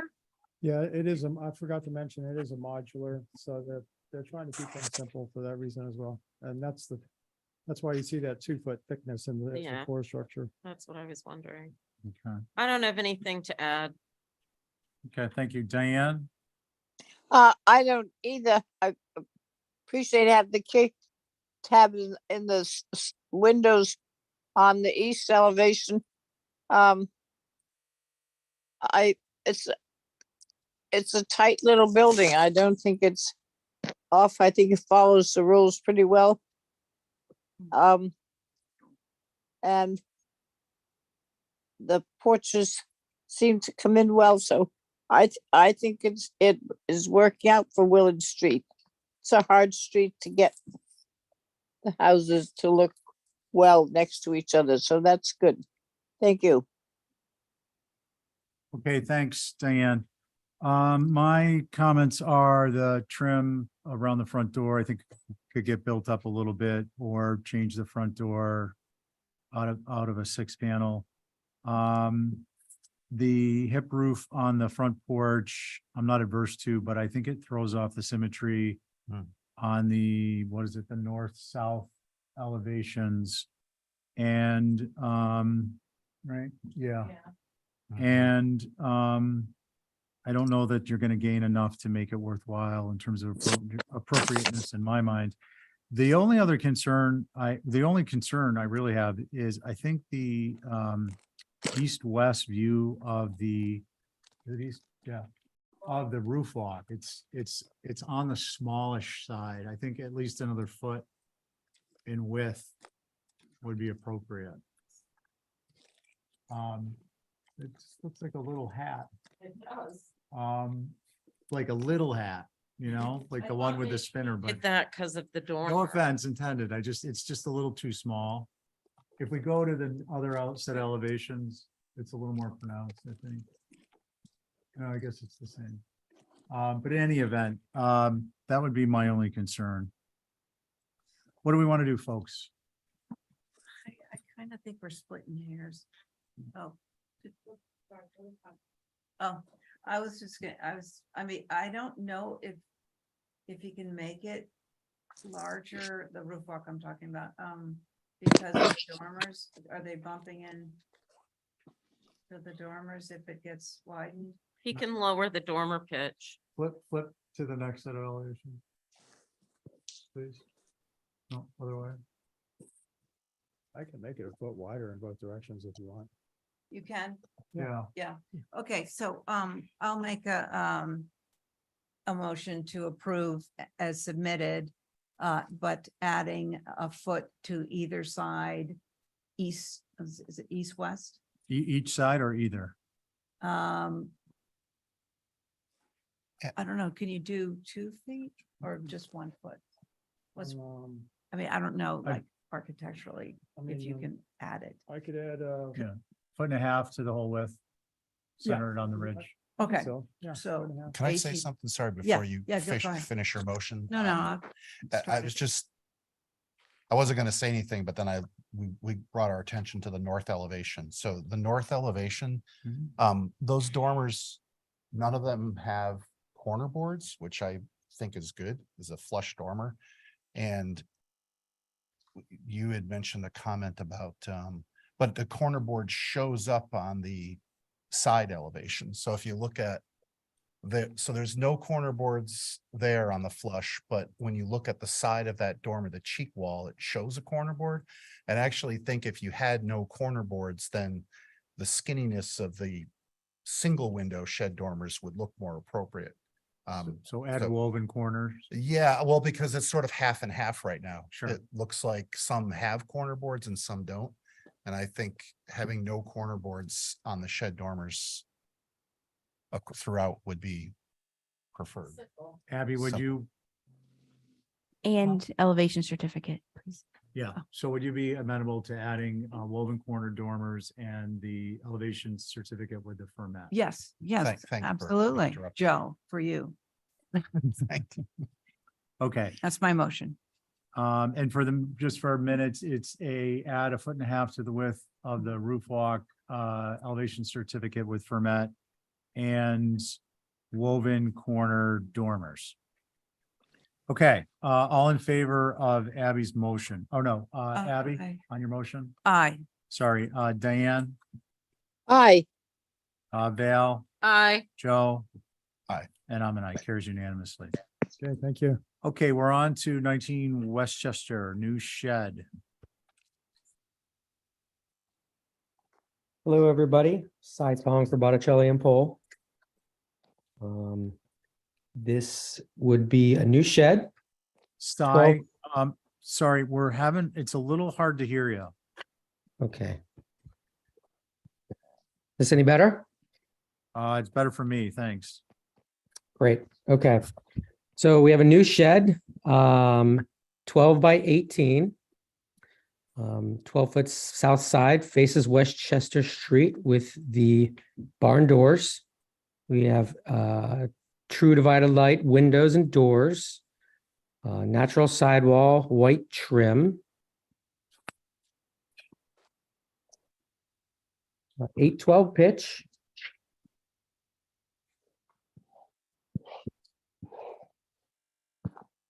And in the attached existing photo, that shed would be to the right of where you see the Jeep from the streetscape. Okay. Where the Jeep is, I think, can we go back to the site plan, please, just before we move on and. Yeah. So Westchester Street's at the bottom. Zoom back out. One click out. There we go. Okay. Any questions? Holly? Thank you, Mr. Chair. So the main structure on the lot is a circa 1820. It used to be the nurses, NCH nurses residence back in the day. Yeah. The shed is simple enough, but there were no dimensions or pitch or even a scale on the plans. So as well as the site plan, it was a little confusing, I think, for people reviewing the fact that it said future. So very simple comments, but again, at the end of the day, sheds should be located to the side like this is. It should be complementary to the main structure regarding the pitch, the fenestration, and the trim, as well as the roof. So details that probably should just be included. So those are my comments, Mr. Chair. Thank you. Thank you, Holly. Mickey, No concerns. any abutters? Nope. Okay. Concerns? Abby, Diane, Vale, Connie, and myself. I don't seem to have any Connie, you're good. concerns. This was up for consent, but I was confused, like Holly said about it said future, so I didn't know where the shed was going to be located, so that's why I didn't put this on consent. But Okay. I had no concerns other than that. Okay, thank you. Diane? No concerns. Okay, thank you. Vale? Ditto. Abby, do you have a motion? Oh, me? No,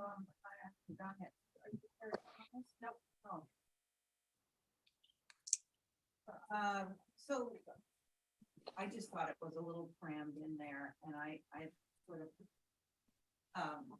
I sort of like it without, I like the simplicity of it, but, sorry, my. I think it's a little crammed in there. So those are my feelings about that. Okay, can we go to the elevations, please, again?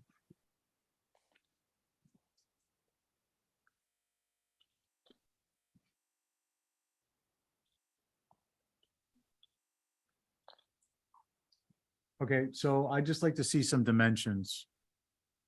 There is on the floor plan. It says 18 by 12 on the.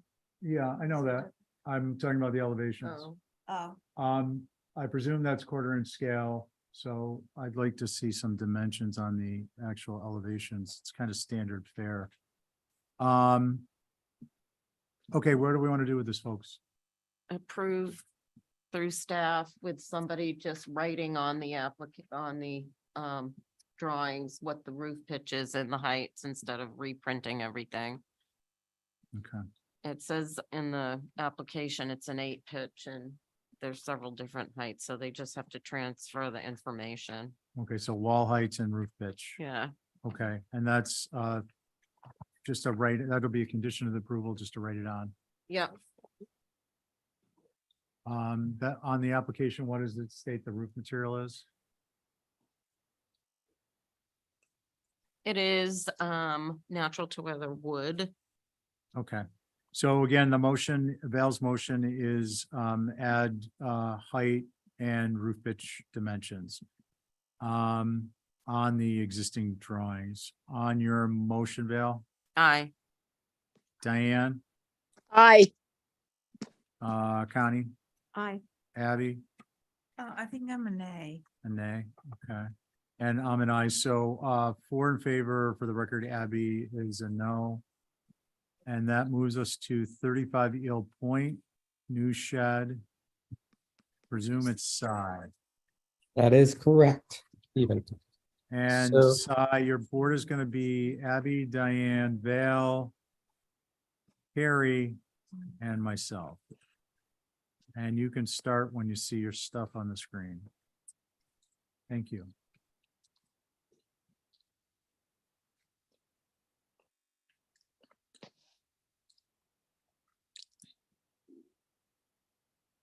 Okay, so here we have another new shed out at 35 Eel Point Road.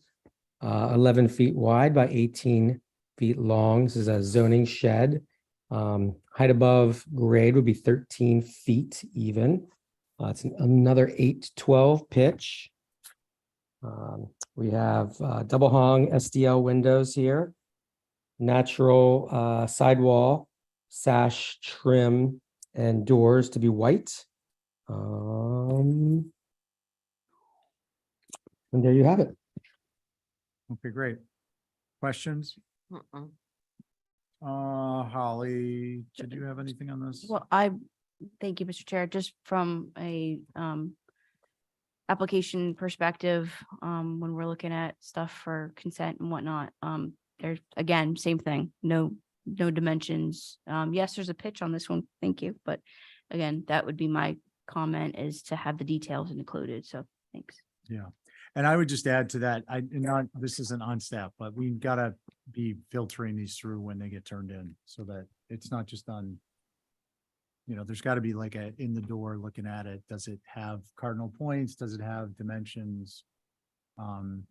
It's a team effort, no big deal, no pointing fingers. Let's see. I would Abby? motion to approve as submitted. What about dimensions? Yeah, and adding the height to the elevations Okay, as a condition of through staff. on the existing drawings. Yeah. Okay, just to make sure I understand. Diane, did you want to comment? No, I think that's good. I Okay, think it'll fit. It's good. No point in adding more. okay. Anyone have any Stuff. concerns about advancing this with a motion? I just wanted to say that I'm gonna say yes, but I don't know about vegetation. I would like a little more information, so like I can figure out which side I'm gonna be looking at from the street, but a photograph would be nice or something. There is one, several. Can we go back to the site plan, please?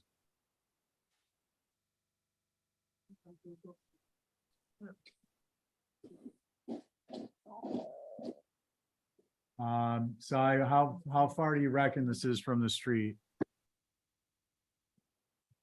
Let's see. Ballpark. I think we're talking about at least 80, 75, 80 feet from the street. Excuse me, from which street I should ask. Eel Point. From Eel Point, we're probably looking at about 75 feet, I'd say.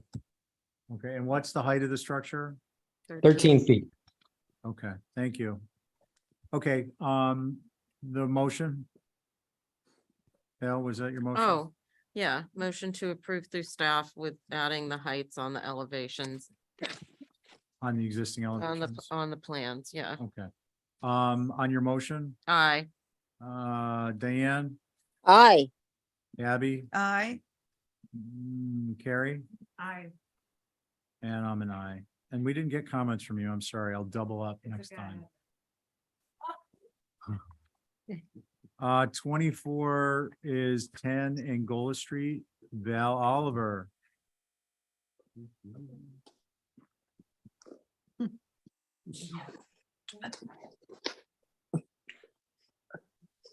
The shed. This is a house that was a circa 1970 something. Oh, I have the plans in front of me, 73. Miss Oliver, will you step up to the mic, please? Hello. Thank you. This is a 1973 infill house on Angola Street. We've been in doing some things with it prior, and now we're asking for some dormers. Okay.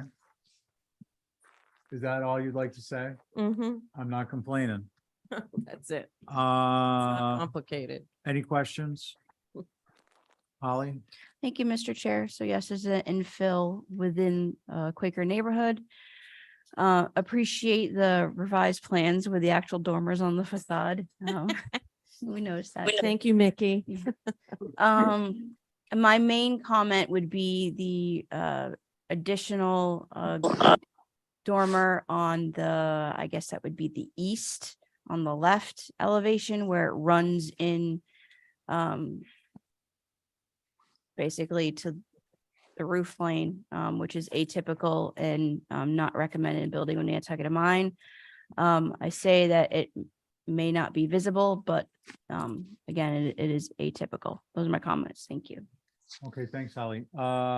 Neighbors? Mickey? Yeah. Anne, I don't know if Anne, she's here, but I don't know if she's got her hand up. So I guess Mickey. So Okay, Mickey? we're generally fine with the dormers, basically due to the age of the building and the location, it's pretty unlikely that other dormer that Holly mentioned is going to be visible, but can't say for sure. The only comment we have is that if the two windows that are in that, the two new windows in that elevation, the gable end, if they could be the one moved to the right, so to make them symmetrical to the ridge. And that was our only comment. Thank you, Mickey. Abby, Diane. Yeah, I'm good with it. Abby's good with it. Diane? I'm good with it.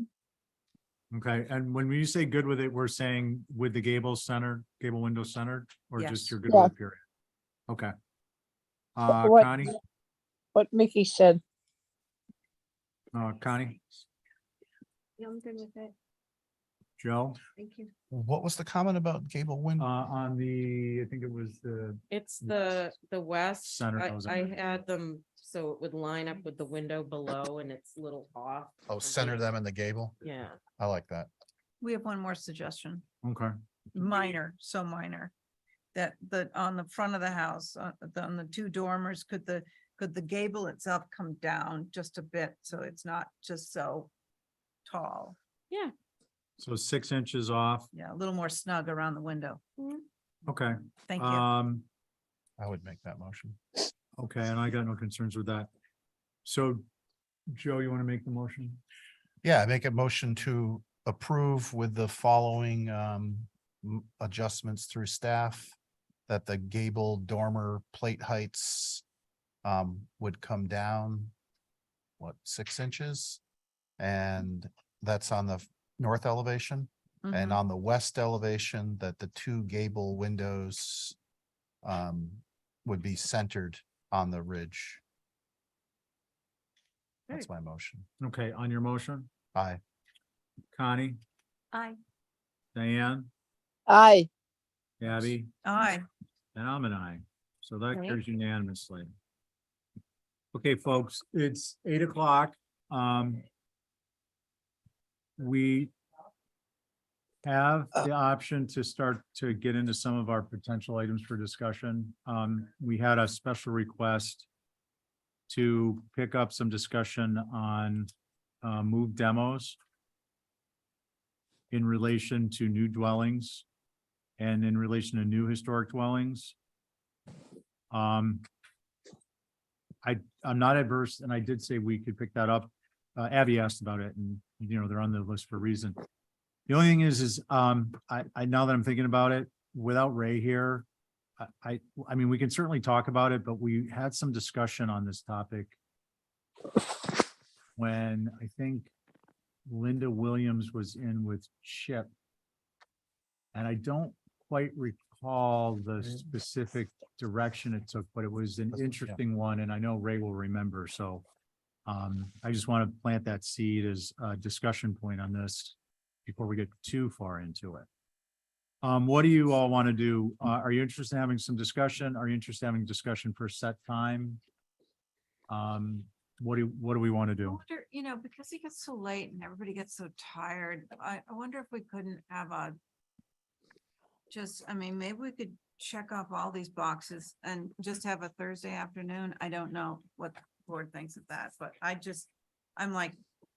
kind of done and I Okay. can't think. I think we need an organizational meeting. Okay, I am all for it, but I am out of meetings until like January or February, extra meetings. So y'all can kick them off without me. I just can't take another meeting. It's too much. So we do that. I mean, I'm just saying I can't. I know, I Realistically. don't relish the thought of it either, but we haven't had one in a long time and we should have it instead of maybe a regular meeting. I don't know.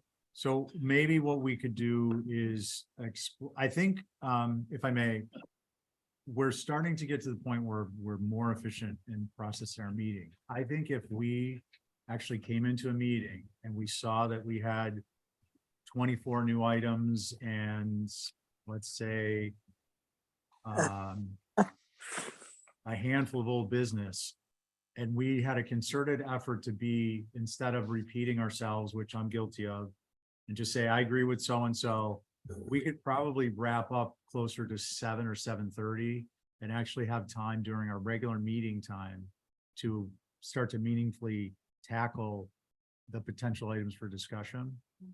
So I'm just wondering if you all want to think about that, and if we can just try and hone in a little bit more. Because we really made some good time tonight. I think if we could focus on that, we got a half an hour off the meeting, 7:30, we might even get to the point where we're like, hey, you know what? We're doing pretty well, 3 meetings in a row. 7:30, we're just setting the time, that's it. Whatever's after 7:30, you'll go to the next meeting. We're gonna have discussion on demo move-offs. What about just doing it first thing at 4:00? We just set an hour, 4 to 5. We're going to talk about organizational stuff.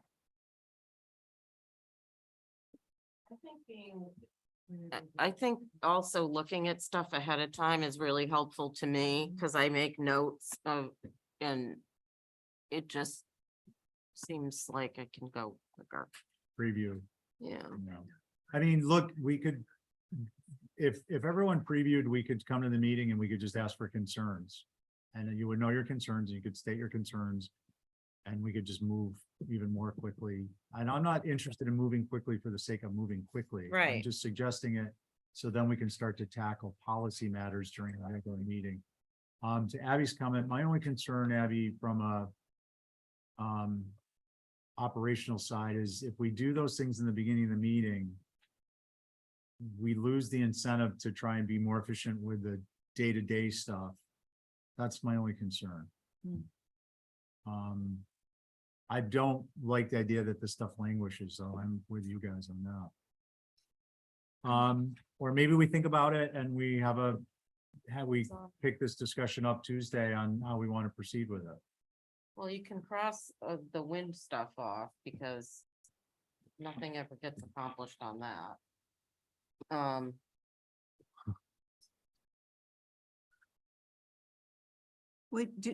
mean, aren't we already doing a best practices? Do we have to talk about that anymore? I mean, we're already doing. Best practices, I think what Ray and I had discussed is we want to revisit things like section drawings.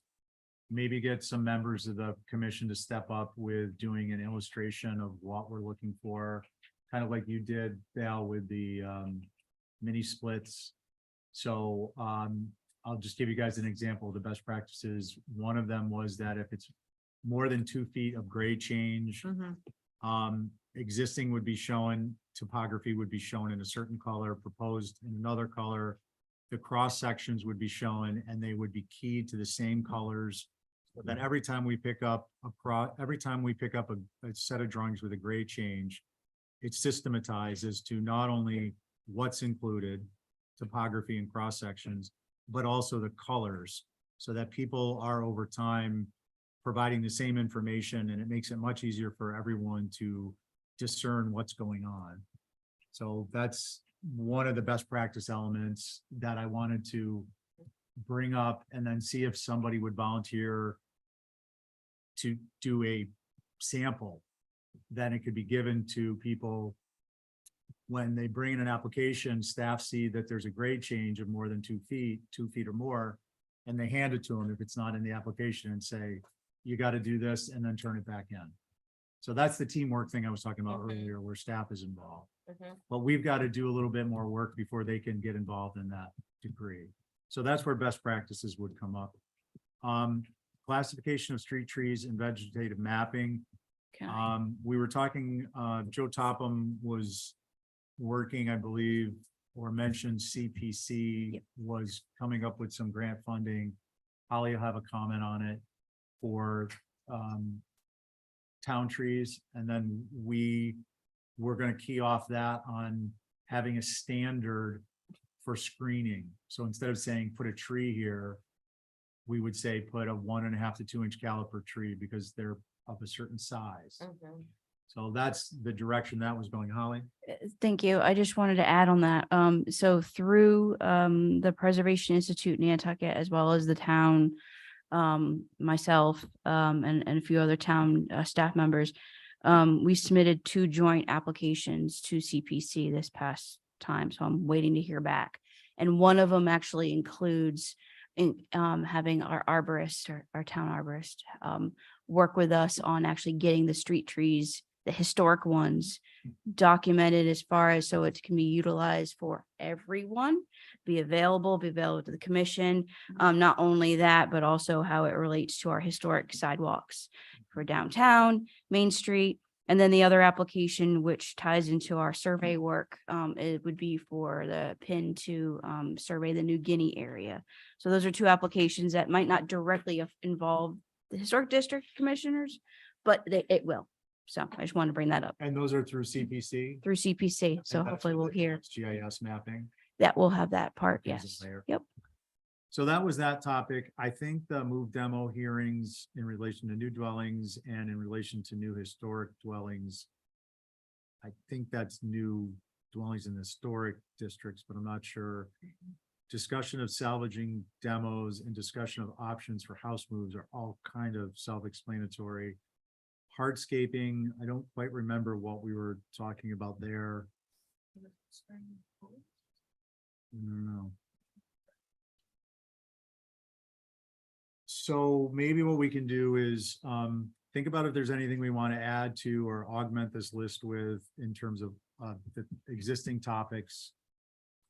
Add to them or append on each of the respective ones, and then we can add those at the next meeting. And again, I would just suggest we try and, just do our best to accelerate our working through the applications, and hopefully we can get to a point where it's 7:30 and we've got energy, we can start tackling some of this stuff. I had one thought that, I mean, not like giving everybody homework, but I was thinking, I'm interested in the, historic demo, and I was wondering, maybe we could divvy up where somebody just works on it, presents it, and we have a quick discussion.